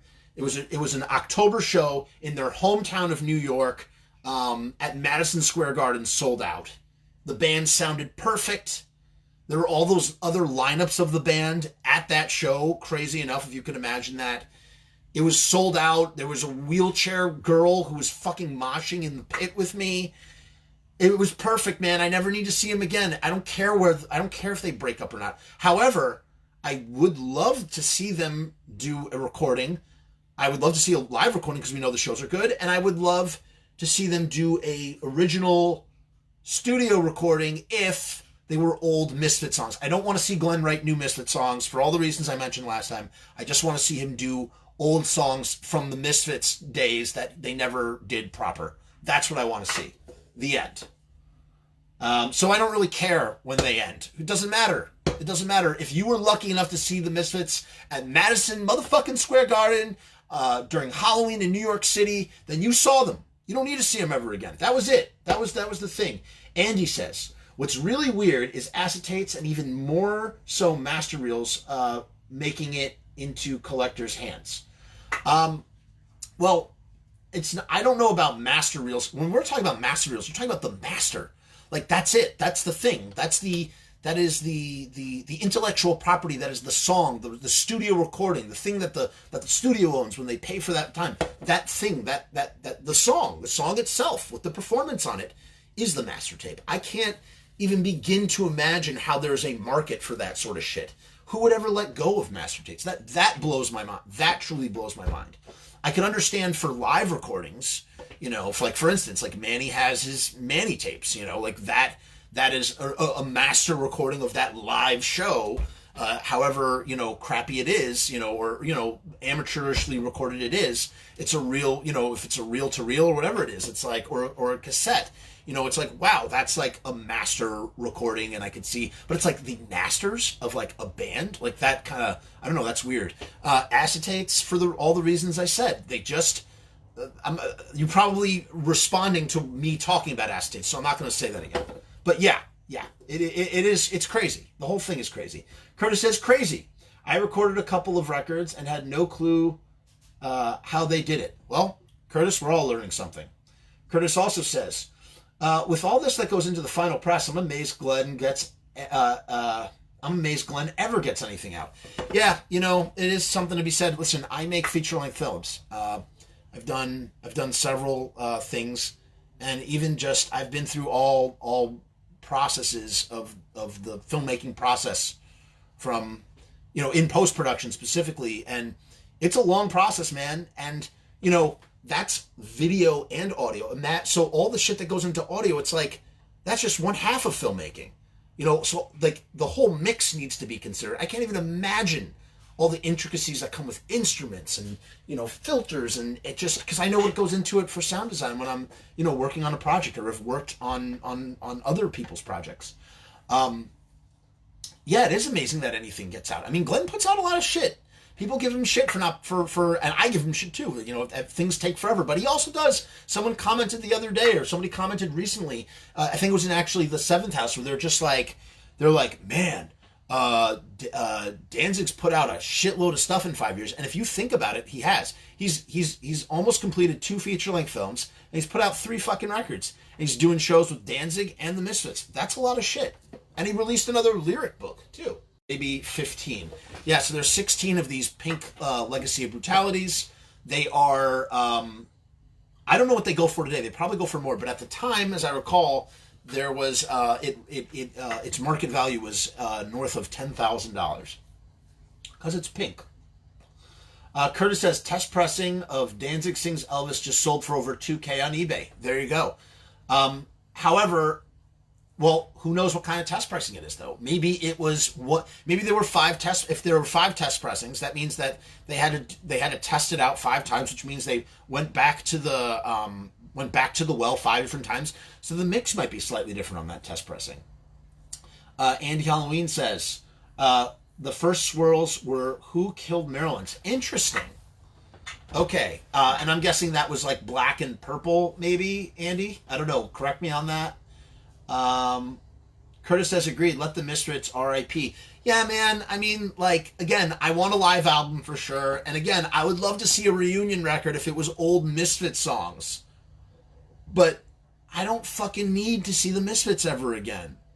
Umberto never needs to see the Misfits ever again. You know why? Because we were at Madison Square Garden. We saw that shit. Even just being at Riot Fest that first time. I just don't need to see it ever again.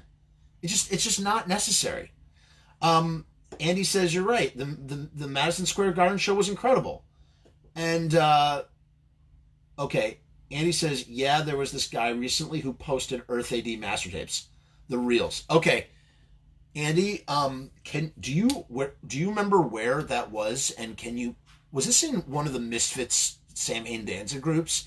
Because there was this guy who was like, I'm remastering all the Misfit stuff, and he was like showing pictures of master tapes, and I just kind of find that hard to believe, because as far as I know, most of the Misfits masters are they're not lost, they were destroyed. They were destroyed when they were digitized because the tape was not stable. They baked the tapes in an oven. The only tape that went missing, this is very controversial, the only tape that went missing is the Cough Cool sheet tape. And it went missing, and then magically there were all these new Cough Cools. And a lot of people were like, whoa, those look so close to the original, but they're bootleg because they're thicker or thinner, blah, blah, blah, blah. But they were so well done, so well produced. And they just sort of came out of nowhere. And then at that same time, Glenn found another box of Cough Cool's 7 inches under his bed. They just appeared out of nowhere. From what people have told me, complete conjecture. That's what I heard in interviews. I don't know anything about anything. I do know that a guitarist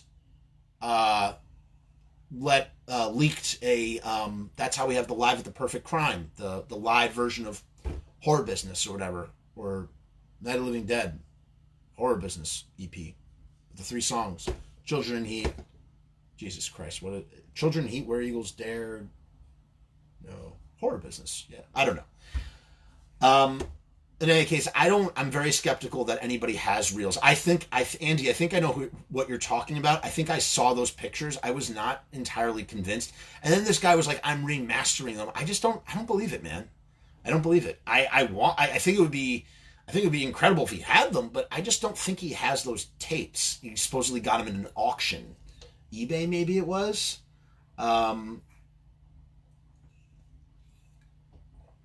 Andy says, supposedly lost. This was recently, too. He had the Earth AD Masters and some Graves era reels, but the Earth AD... Yes. Okay, Andy, yes. I know this. I know who this guy is, and he's been slowly dropping... He's been slowly releasing his remastered versions of this shit. I don't believe it. I saw the pictures. I just don't believe it. I think it's counterfeit. I just don't.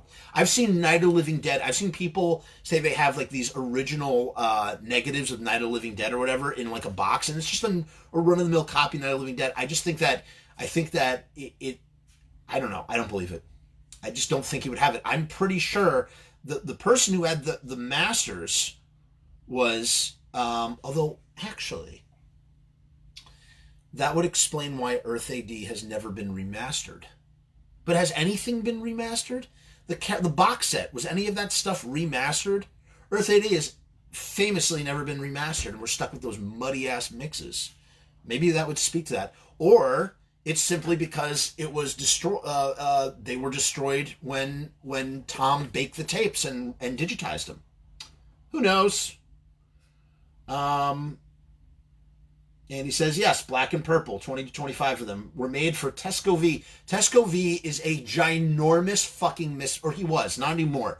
But back in the day, Tesco V was very close with Glenn Danzig, and he was a huge Misfits fan. and they had a falling out. But Tesco, the Meatmen were tight. Glenn was tight with the band was tight with all those bands out in the Midwest, the Necros and the Meatmen, and God, Jonathan Brennan's band. God, what the fuck is that band's name? With an N? This is gonna bother the shit out of me. And he says it was one of those groups, and he posted the photo of the master tapes, and he did some remasters himself. Yes, Andy, I know this guy, and yeah, thank you, Curtis. Negative approach. Jonathan Brennan, negative approach. He's tight with all those guys. Touch and go. Those were all touch and go bands. Yeah, I don't want to see it. That guy. I'm calling out that guy. Hey, guy with the fucking Earth AD tapes. Come on. Flop your big fucking dick on the table. Show us what you fucking got. I don't believe it. I want to see inside those boxes. I mean, I kind of want to believe it because that would be super fucking cool, but I don't believe it. I don't know. Umberto, I agree. MSG was the pinnacle for me as well. There was that was the reason I did not go to the Philly show. Yeah, man, I was done. I'm done. I've seen it 3 times and spent enough fucking money for the rest of my life on the Misfits. You know. I've seen it, man. I don't need it. I don't need it anymore. I have that experience. I never want to tarnish the memory of one of the greatest live shows that I ever have witnessed in the history of music. The only thing that was wrong with the show is that Damned should have been direct support for the Misfits, not Rancid. Rancid had no business being on that bill. That kind of annoyed the shit out of me. It would have been cool if they had gotten an older band to be on the bill, besides the Damned, another old band. Andy Halloween says he bought them from a guy in New York City, but those American Psycho master reels he also has unreleased stuff on it, so it's most likely real. So it's weird that he has the stuff with the Earth AD tapes. I'm curious to know, Andy, what is the American Psycho unreleased stuff that he has? Here's the thing. I could believe that he has American Psycho stuff. I don't know, man. I don't believe that he has the Earth AD master tapes. Andy also says, I went to the Philly show. It paled in so bad compared to the MSG show. Yeah, because Andy, you, like Umberto, and like everybody, any fiend who was there, because anybody who was a fucking fiend was there. Like this is fucking MSG, and then this is everything else. Like Prudential Center was, it was okay. I mean, listen, the fact that Glenn performed the day that his mother fucking died. I mean, obviously he was contractually obligated to, but like, what a heavy fucking thing. Mother shuffles loose this mortal coil, and he's got to give his all on stage for, like, you know, a sold out crowd of however many thousands and thousands of people with millions of dollars at stake. It just, wow. What a thing, huh? Curtis says he's so bummed he skipped MSG. Curtis, are you still in like Wisconsin, or are you in New York or the tri-state area? Because if you are close and didn't come to that show, like, dude, like, why did you sleep on that? You know what? I'm not going to beat you up, man. It's like, look, it's a lot of money, and you know what? Like, you didn't go. Whatever. It is what it is. You know. I mean, you know what's funny? Even before that, those fucking legacy shows, Danzig and Doyle Legacy. I saw the Chicago one, I saw the New York one, and I gotta tell you, even then I was like, I'm good. I'm pretty fucking good. I kind of heard the Misfits, I kind of heard Samhain, and I kind of heard fucking Danzig. I don't need to hear, I'm good. But then obviously the Holy Trinity came back, and it's like, you gotta hear that shit. Andy says, those Christ the Conqueror songs they rewrote for American Psycho, the original versions that they haven't released. That's interesting. I'm actually in possession of a tape, not a tape, tracks, I should say. Unreleased Misfits, new Misfits, not old Misfits, unreleased new Misfits rehearsal songs for the songs that would have come after Famous Monsters.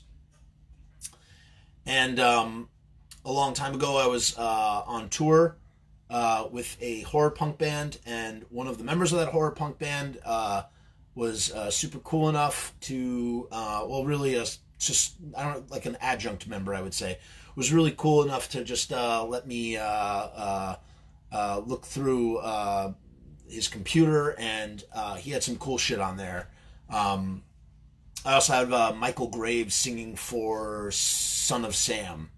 It's called Son of Shammy because I guess that's Michael Graves' nickname. This is not the Michael Graves show. But those are pretty interesting as well, to think that Michael Graves almost sang for Son of Sam. But yeah, these new Misfits songs are, some of them, Michael Graves apparently doesn't even know what half of them are. Some of them are weird. The rehearsals, I think one of them is actually Monkey's Paw. Maybe it's not.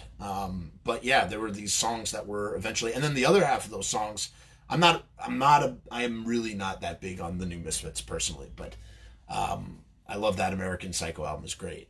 But not as Misfits, as The Resurrected, as Them, as Dead Kings Rise, you know. But some of those songs also turned into the first Graves album as well. I'm going back. Curtis saw them 5 times live. Fiendcast says, not sure if you addressed this, but are you a post-Misfits fan? So I guess I just sort of addressed it. Fiendcast, I'll address this here and now. I've actually sort of kind of worked with 3/4 of the new Misfits. I've worked with Michael Graves on some stuff, and I worked with that drummer on a few things. And I had Doyle on my Rock and Roll Cooking show with Sal B. If nobody's seen it, Rock and Roll Cooking with Sal B. Am I a new fan? So, you know, because like I've like met these people and like I respect the music that they made, and I like it greatly, and I like them, but like it's hard for me to call that. It's not Misfits, man. That's the problem. It's just the name. The name fucks everything up. It's the name. The name is what fucks everything up. You know, a band is an entity, right? Like, it's composed of the founding members. This is what I usually think when I think of a band. Like, what is the heart and soul of a band? It's founding members, it's whoever the frontman is, and it's whoever the songwriter is. Sometimes all 3 of those things are one person. Sometimes they're 3 separate people. A great example, look at the Ramones. You have Johnny Ramone, who is a founding member but doesn't really write songs. You have Dee Dee Ramone, who is the core songwriter, and you have Joey Ramone, who is also a core songwriter, but is also the frontman. Now, Dee Dee, who's a founding member, leaves the band, leaving the 2 founding members, but also the frontman and half of the songwriting team. Is it still the Ramones? Yeah, it is. But, you know, when Glenn Danzig writes all the songs and fronts, he's the founder, he's the songwriter, and he's the frontman. When you lose that element, it's not that thing anymore. When Joy Division, when Ian Curtis from Joy Division killed himself, the band had to fucking like change their name. They call themselves New Order. And nobody compares them to Joy Division in the way of being like, well, if they had continued on as Joy Division, forevermore, they would have been known as, oh yeah, New Joy Division and Old Joy Division. And it's like, no, that's not the case. It's like New Order and Joy Division. Another band that did this super fucking, like, tastefully, in my opinion. Minutemen. Everybody knows who the Minutemen are. D. Boone, George Hurley, and Mike Watt from the West Coast, right? An SST band. Did a lot of stuff with Black Flag, yada, yada, yada. South LA punk rock scene. D. Boone dies. He is the guitar player and co-songwriter, co-singer, main singer. He dies. A diehard fan of the band convinces Mike Watt and George Hurley to continue on as a band, but they change their name to Firehose. They go on, they record as Firehose, they tour, they are this super valid band. I don't know if they played Minutemen songs or not, maybe they did, but if they did, super valid. Super valid. We're still the Minutemen, but not fucking really. We're this different thing because the guy that made us the Minutemen is not there. And for that matter, I just feel like the Misfits, and again, Jerry, no disrespect to you. I love you, man. I love what you and Doyle fucking carried on. the brand and the name and brought it to a whole new generation, and frankly gave us what are the third wave of the modern horror punk comes from the fucking Misfits 95. And again, I love those fucking songs, but it's a different thing. It's metal. It's like it's not punk rock. It's metal. It's metal because Christ the Conqueror was metal, and as Andy Halloween said, fucking songs were goddamn retooled. Metal songs were retooled. It's not punk. It's not horror. I mean, I guess horror punk, whatever. So is horror punk like cheese metal? You know what I'm saying? I don't know. But my point is that when does a band stop becoming a band? When you lose a songwriter, when you lose the founding member, or all the founding members, or you lose the lead singer. And there are obviously some cases where that is not the case. A great exception to that is AC/DC. AC/DC's third singer became the classic lineup. Brian Johnson, is that his name? Brian Johnston? Whatever. He became like the main singer. They did Back in Black. Their biggest album was with him. You know what I'm saying? Bruce Dickinson, I believe he's not the original singer. Pantera, right? Didn't they have different members? But now look at a band like Sublime with Rome. How the fuck can they call themselves Sublime with Rome? It's like a goddamn fucking travesty. You can't call a band Sublime with Rome. That band was that dude Bradley. He died. He died of a heroin overdose. You want to come back with this new frontman, just like the Minutemen did? Call yourselves something else. Secondhand Smoke. Fucking, I don't know. Their stories, tells, lies, and exaggerations. Something. You can't call yourself Sublime with Rome. It's just, it dilutes the brand. It confuses the legacy. And it will and what did the Misfits suffer from? What is Jerry Only's curse? Is that he's known as this usurper, when he shouldn't be. He should be known as Uncle Jerry, the fucking gregarious, generous, fucking awesome guy that fucking kept this band going, not the dude who fucking stole the Misfits from Glenn Danzig. You know, he should have gone out as the fucking Jerry Only band or the fucking Resurrection. I'm sure he hates hearing that. You know, again, no disrespect to you, Jerry, but it's a different thing, man. So to answer your question, Fiendcast, I fucking love American Psycho, mostly. I love about half of Famous Monsters. Is it the Misfits? Let's call it the 95 Fits. Let's call it the new Fits. I feel more comfortable with that. Because what ultimately happens, as what always happens, is that no matter what, you are going to be compared to the old thing if you take on the same name. And to compare and that's what Michael Graves' curse has been. Endlessly compared to Glenn Danzig for all time. Michael Graves is a perfectly good singer-songwriter who writes fucking tons of songs. I love that song, Teenage Monster. It's a great fucking Michael Graves song. But it's like that poor dude has suffered this terrible, scarlet letter on him just for being in a band because they call themselves the Misfits. If they called themselves by any other name, there still would be comparison, I'm sure. Because unofficially, it'd still be the Misfits. They just don't call yourself the Misfits. All right, moving on. Eric Blair says, wow, that would be cool to hear. Eric, they're pretty cool. Those tracks are pretty cool. It's not mine to leak or share or anything, so I've just had them in my collection, and they're pretty interesting. Some of them are just unlabeled. One of them is like Rehearsal Song 1, I think. Let me see what they're actually labeled. I have them here. I also have that Son of Sam stuff. Here we go. I hate old new iTunes. It's hard to find. Let me find you what these tracks are real quick. As you can tell, my voice is expiring. Here we go. It's called Rehearsals. So these are Rehearsals from 1999. There's one called Untitled 1. There's one called What Remains. There's one called Heavy Metal. There's one called Morte di Amor. There's Untitled 2 and Untitled 3. I'm not seeing Monkey's Paw on here. And then there's Scream, Fiend Club, Dust to Dust, Saturday Night, Helena, Hunting Humans, Them, Forbidden Zone, Die Monster Die. I like Forbidden Zone. I like Helena. I like Saturday Night. But is that Misfits?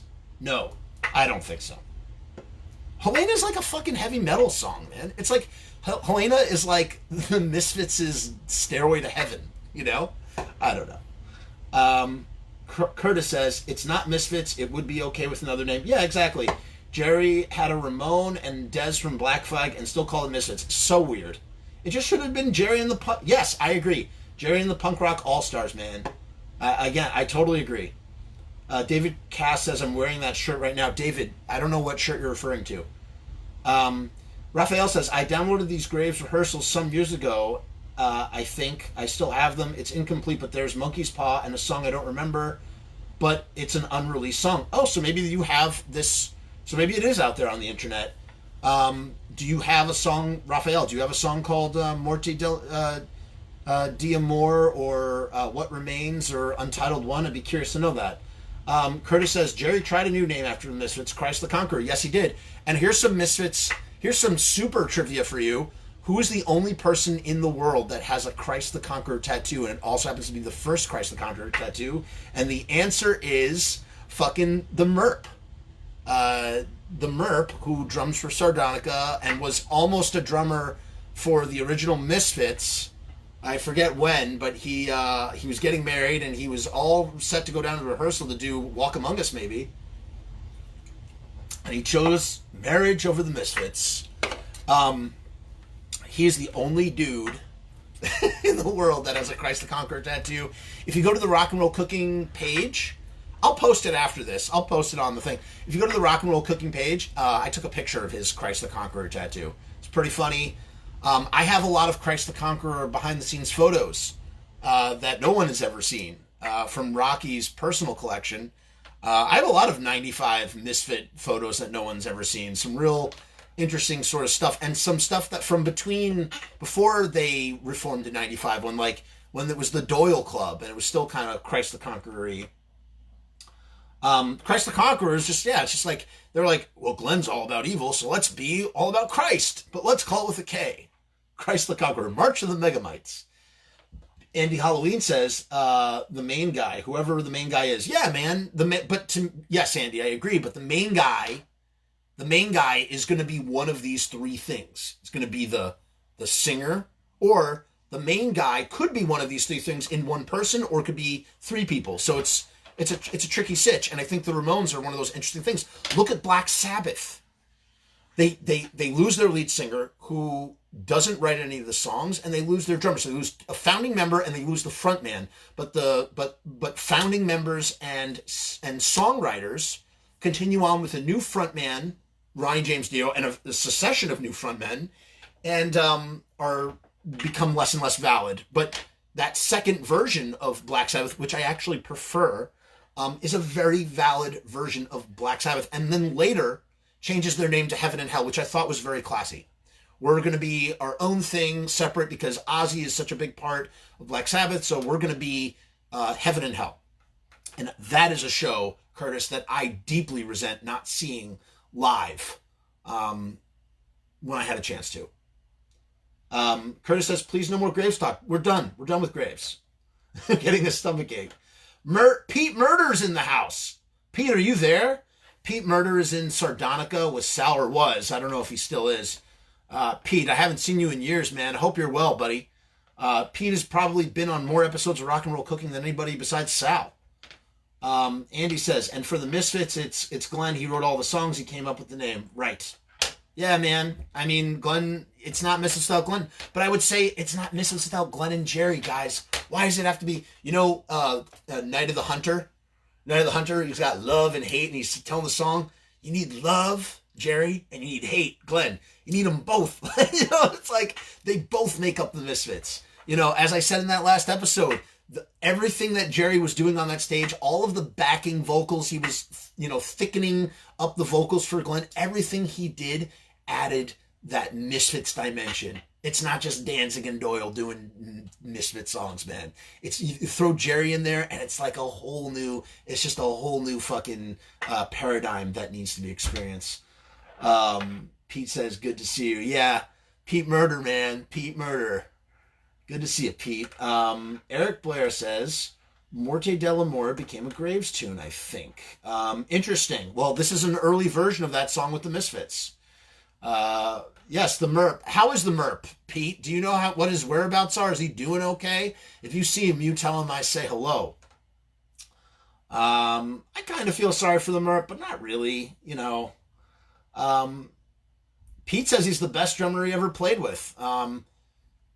Pete, myself, and the Merp and Sal jamming out. We were jamming out to Astro Zombies in Sal's basement in Lodi.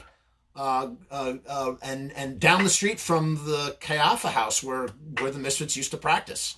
I used to pass by there all the time when I go to Lodi. I was like, it's amazing to see that place. And the C is still on the Iron Gate for Kayaffa. Curtis says, I saw Danzig and Sabbath with Dio singing in Chicago. That's awesome. So, Curtis, you spent a lot of time in Chicago. I used to live in Chicago. Salute. Eric is trying to find this Christ tattoo. All right, Eric, you want me to find it for you? I'll find it for you. It's there. I'll link you to it. No, it's on the Rock and Roll Cooking page. It's on the Rock and Roll Cooking page, not the They Came From Lodi page. Holy shit, it's already 10 o'clock, you guys. This is the longest episode ever.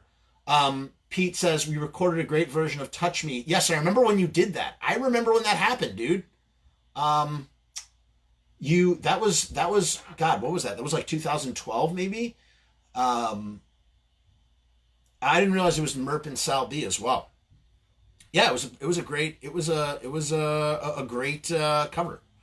Let me see if I could find this. Yeah, so guys, I used to do a show called Rock and Roll Cooking with Sal B that I'm going to plug real quick. And I had a lot of members of I had 3 members of the new Misfits on. I had the drummer, who I'm not going to say his name.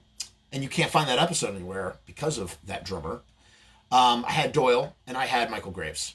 And we did a bunch of horror punk bands, like modern horror punk bands. We had the Stellar Corpses on.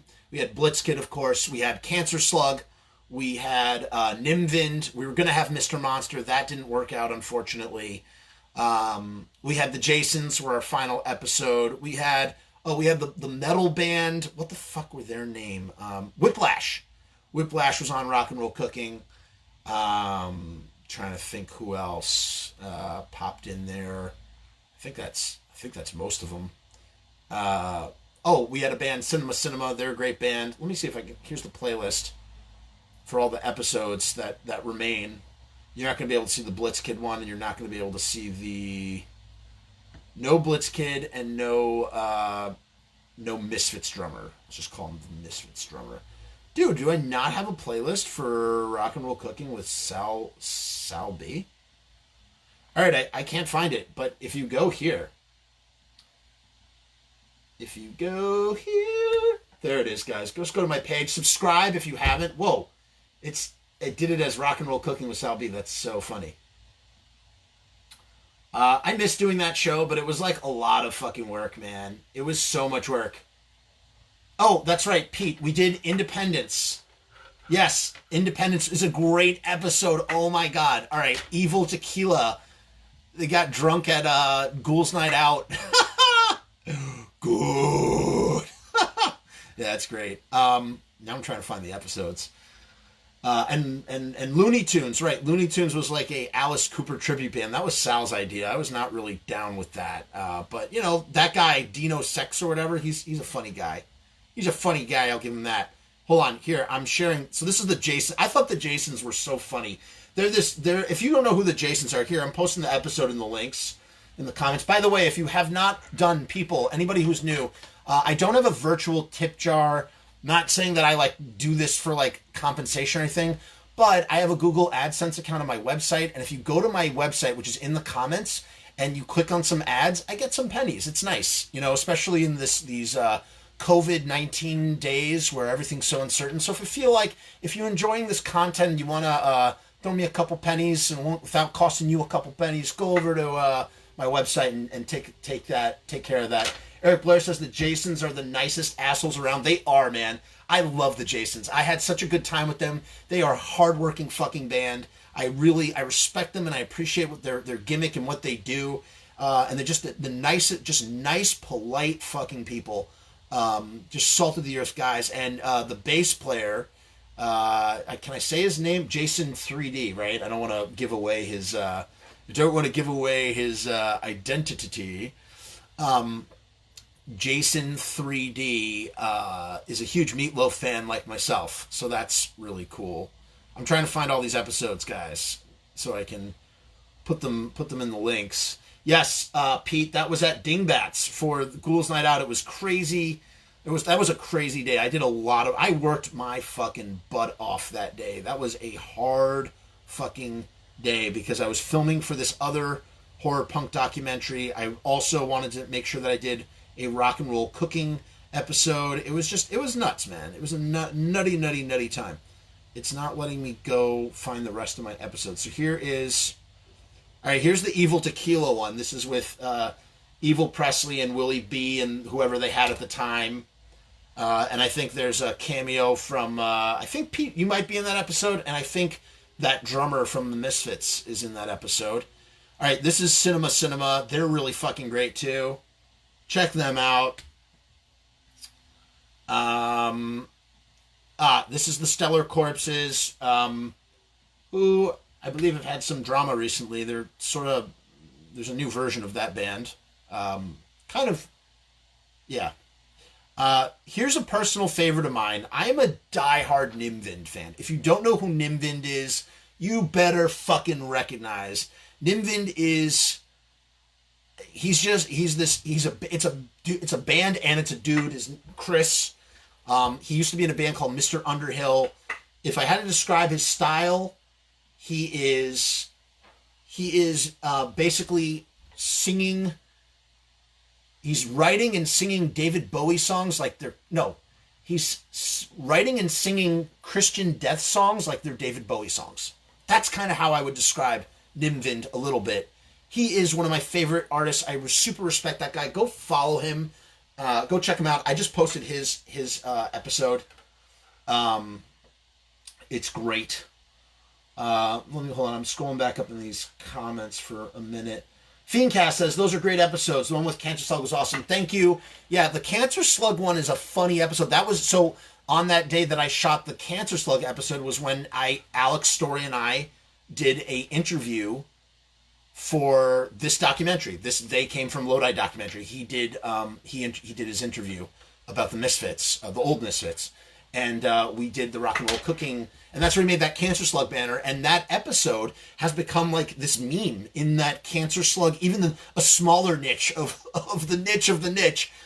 Within that Cancer Slug community, they keep making memes out of that episode for some reason. It's pretty funny, I guess, because Alex was just funny with his answers in that episode. Yes, Pete started showing up and doing tequila shots. Curtis asked, next week, Danzig Sings Elvis talk. Curtis, do you mean like talking about everything that's on the album? I have not ordered the album yet. I don't know. When does it officially drop digitally? Because I kind of want to listen to it before I buy it. I know, like, what kind of fan am I? But I just, I didn't buy Black Laden Crown. I didn't buy Skeletons. I listened to them a bunch of times. I bought Death Red. I got my Death Red right over here, but I didn't feel I don't know, man. I just wasn't about it. When does Danzig Sings Elvis drop digitally? Because when it does, we're gonna all listen to it. It's gonna be like a book month club, a record month club. We're gonna listen to it, and then we're gonna have a discussion panel. How about that? Yeah, no, it's not there yet. That's annoying. But somebody made this. Okay, this is cool. Somebody made a playlist on Spotify. That's really nice. Andy says April 24th. Cool. So that's next week. Fuck yes. All right, guys, we're going to be back here next week. That's one of our topics is going to be Danzig Sings Elvis, the originals. So we'll talk about that record more in depthly. I'll tell you. Okay, I'm guys. We're gonna call it. We're gonna call it a day. I'm exhausted. I have to go. But before I do, is there anything? I'm just flirting with this, like, about asking people like what they want to talk about. Is there anything that you guys like particularly want to analyze, go in depth with that maybe we haven't covered yet? I don't know. You tell me. What do you think? What should we talk more about? Because I'm compiling my list for next week, and I'm not really I don't know. I don't know. Maybe we could think of some stuff together. So I'm putting down for my show notes, for sure, Danzig Sings Elvis. I will make sure to listen to it several times. Show notes. Danzig Sings Elvis analysis. I mean, we could talk a lot about Misfits 77 to 83, but like, to be honest, I'm kind of at a disadvantage in the sense that I have so much good shit on all of the tapes, on all of my interview tapes. I have all these stories and things, and there are endless topics to discuss. And the problem is, I just have to sit down and listen to all that shit again because it's been forever. Let's see what else. Curtis got a green and a pink today. Curtis, does anybody know? Wait, Curtis, were you in the Danzig Seventh House group when we were talking about that? Okay, Curtis wants to talk about Samhain. Great. I love Samhain. We can talk endlessly about Samhain. All right, so putting Samhain down as a topic.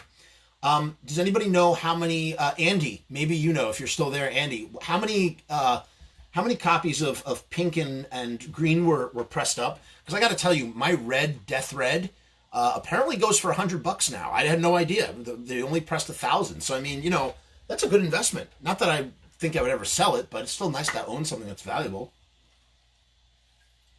I like owning things that appreciate.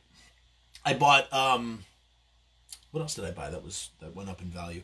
Oh, that guy Tanner said that the Danzig that I bought for €22, the Danzig LP, the first pressing, 500 pink and 500 green, supposedly. Interesting. Okay, maybe I'll get a green.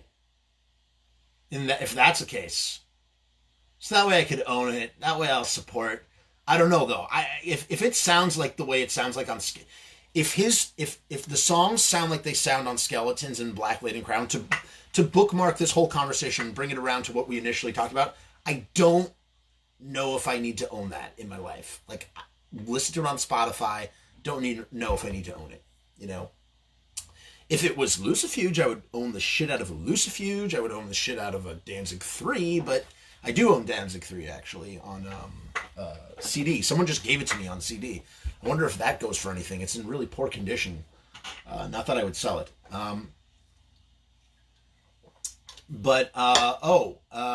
You know what I will show off though? I sort of showed it off before in the second thing before we go. Real quick, last call. Anybody have any topics? And then I'm just going to think of more. So far I have Danzig Sings Elvis analysis and Samhain.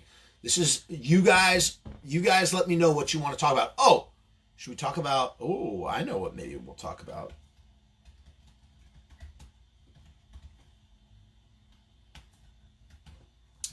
I know what we're going to talk about. All right, I got another one. I'm trying to think anything else. That's always the thing when during the week, things come to me and I'm like, that's good. Because it's good to have like some sort of plan going into the broadcast. So you're not just, but the comments sort of take care of that themselves, when people just say shit and then it jogs memories or whatever. I have 100 interviews to listen to. There's endless stuff to talk about on those interviews. Endless. Okay. Well, should we end this broadcast? I'm going to show you a little piece of memorabilia, one of the few that I have. Something that I have not shown before. I showed it briefly. Well, I kind of showed it briefly. All right, we're unplugging here. My Den of Iniquity. Oh my God, I'm supposed to shoot something. It's not going to happen tonight. Maybe it will. All right, so this is... They briefly showed this. So this was from Danzig and Doyle. This was a Danzig Doyle show in 2013 at the Roseland. It was pretty fucking cool. And I was backstage. I got to be backstage with Glenn and Doyle, and I was with that Misfits drummer when he was still in Doyle's band, and I was with Sal B. And there's a great story behind. Now, I don't mind telling this story now. Well, I'm not going to do it now. Maybe I'll tell it next week. Do you see this ranch dressing that I have? See that ranch dressing? It's brown now. It's like super gross. This is super gross. There's a story behind this bottle of ranch dressing, and it is Glenn Danzig related. And I'll just put that back where it is. So yeah, there's that. And then this was, one of these is Riot Fest. This is the Riot Fest set list. This is Dave Lombardo's set list from Riot Fest. It was signed by Jerry. I met Jerry right afterwards. Sal B was working the gate, and he pulled me out of the thing, and I got to go backstage, and I got that. So yeah, so that's my little thing. Curtis says, get Zing in here next week. I would love to if Zing would do it. I don't know, man. He's a busy guy. He is a busy guy. Eric, I think you need to do, after you hear my story, I think you need to do a parody of why that dressing, of Juju Bone ranch dressing. So yeah, I have some other set lists here. These are non-Misfit. This is Fishbone. I don't know if any Fishbone fans in the house. And up here is TSOL. I'm a huge TSOL fan. Oh, you know what? Let's see if I can find the Ratfink. Actually, it'll be in here. I don't know, man. Got a lot of records. Let's see here. The Beatles' second album. This is one of the band's Stellar Corpses. I had them on the show. Simon and Garfunkel, Doors. The Doors. All right, this band is fucking great if you don't know them. They're called King Kong and the Barbecue Show.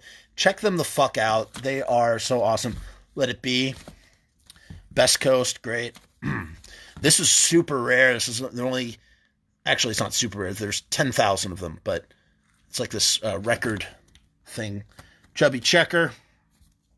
Warren Zevon. Oh, that's embarrassing. I have another Beatles second album. 2 Beatles second albums. Let's see. I'm looking for the Ratfink. Okay, here you go. There's the that's the latest TSOL. Get that record. It's fucking great. All right. Oh my god. Everybody should own this record. Everybody should own this record. It is the greatest. It's a masterpiece. I'm trying to find the Ratfink record. I'm like, my voice is so like dead. There's another Nobunny.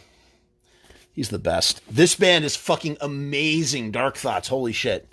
Another Nobunny. First Blood. Ooh, Rocky Horror. St. Elmo's Fire soundtrack. Another Beatles. Yeah, we already saw that. Best Coast. Oh my god. All right, this is really funny. So, this is Meatloaf, Bat Out of Hell, signed by Mr. Jim from the Misfits. So that's Mr. Jim's signature. And I thought it would be so funny. I bought this from him when I went to his record store. And I was like, hey, how funny would it be if I got the wrong Jim? Instead of Jim Steinman, I got Jim Catania, Mr. Jim, signing my Meatloaf record. So I just thought that was so funny. Yes, Curtis, I would love to see fucking TSOL play with the Misfits. That would be a good bill. That would bring me back to another show. Another Best Coast. My records are kind of lame. Best Coast. Jane Fonda's workout record. Yeah, I own that. Barbra Streisand. Yes. Now you're wondering, why do I own those records? Because I just, I like to own funny records. Oh yeah, Roy Orbison. I just think they're funny. This was interesting. This actually came with a surprise 7-inch that was in there. There's a 7-inch in here. Did I take it out? Maybe.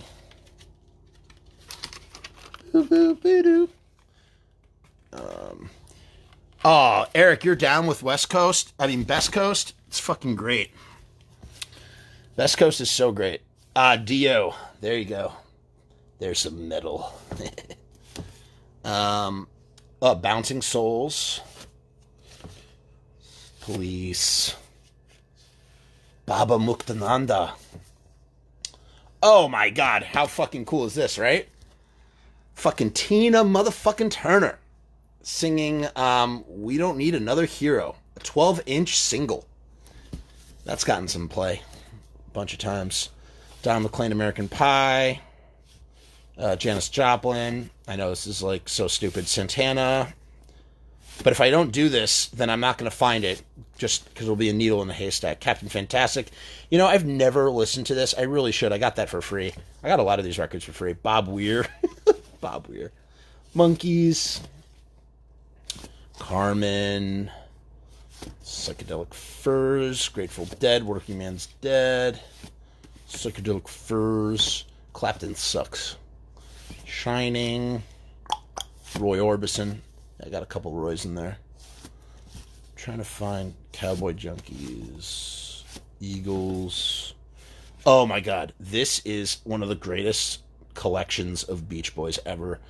I've worn this out. I got this for free as well. A lot of these records I rescued off of the side of the road. 15 years ago, someone was throwing out half of these records, and I just rescued them. Not all of them. Chuck Berry, rescued that. Some of them were rescues. Sticky Fingers. No, not Sticky Fingers. Hot Rocks. That was a real get right there. More Monkeys. This is really annoying me. Now this is a masterpiece. This is King Kong and the Barbecue Show as well. Their second album, Invisible Girl. Or no, their third album. Masterpiece of a record. Tijuana Panthers, another incredible band.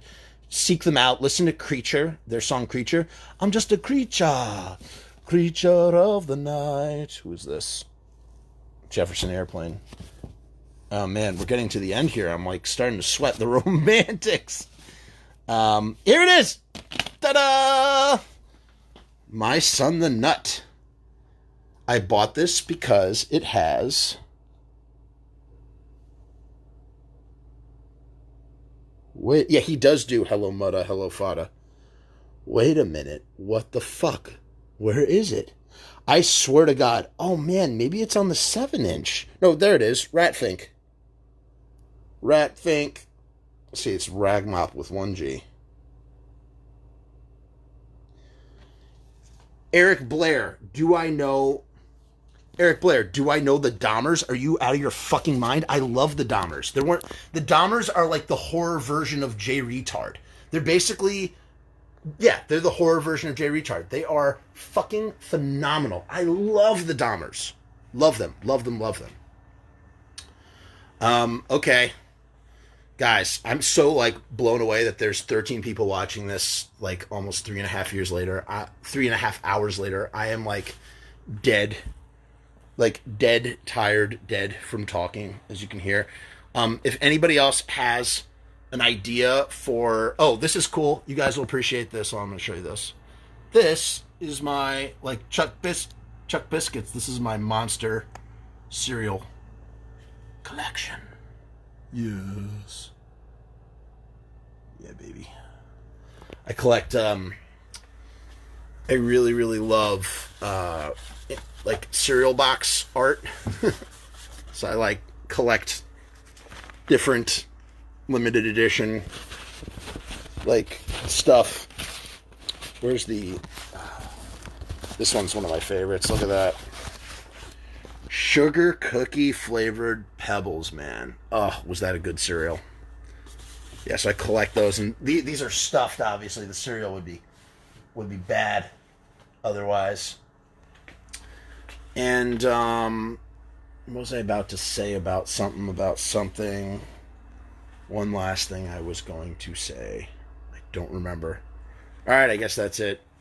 Since I can't seem to remember shit.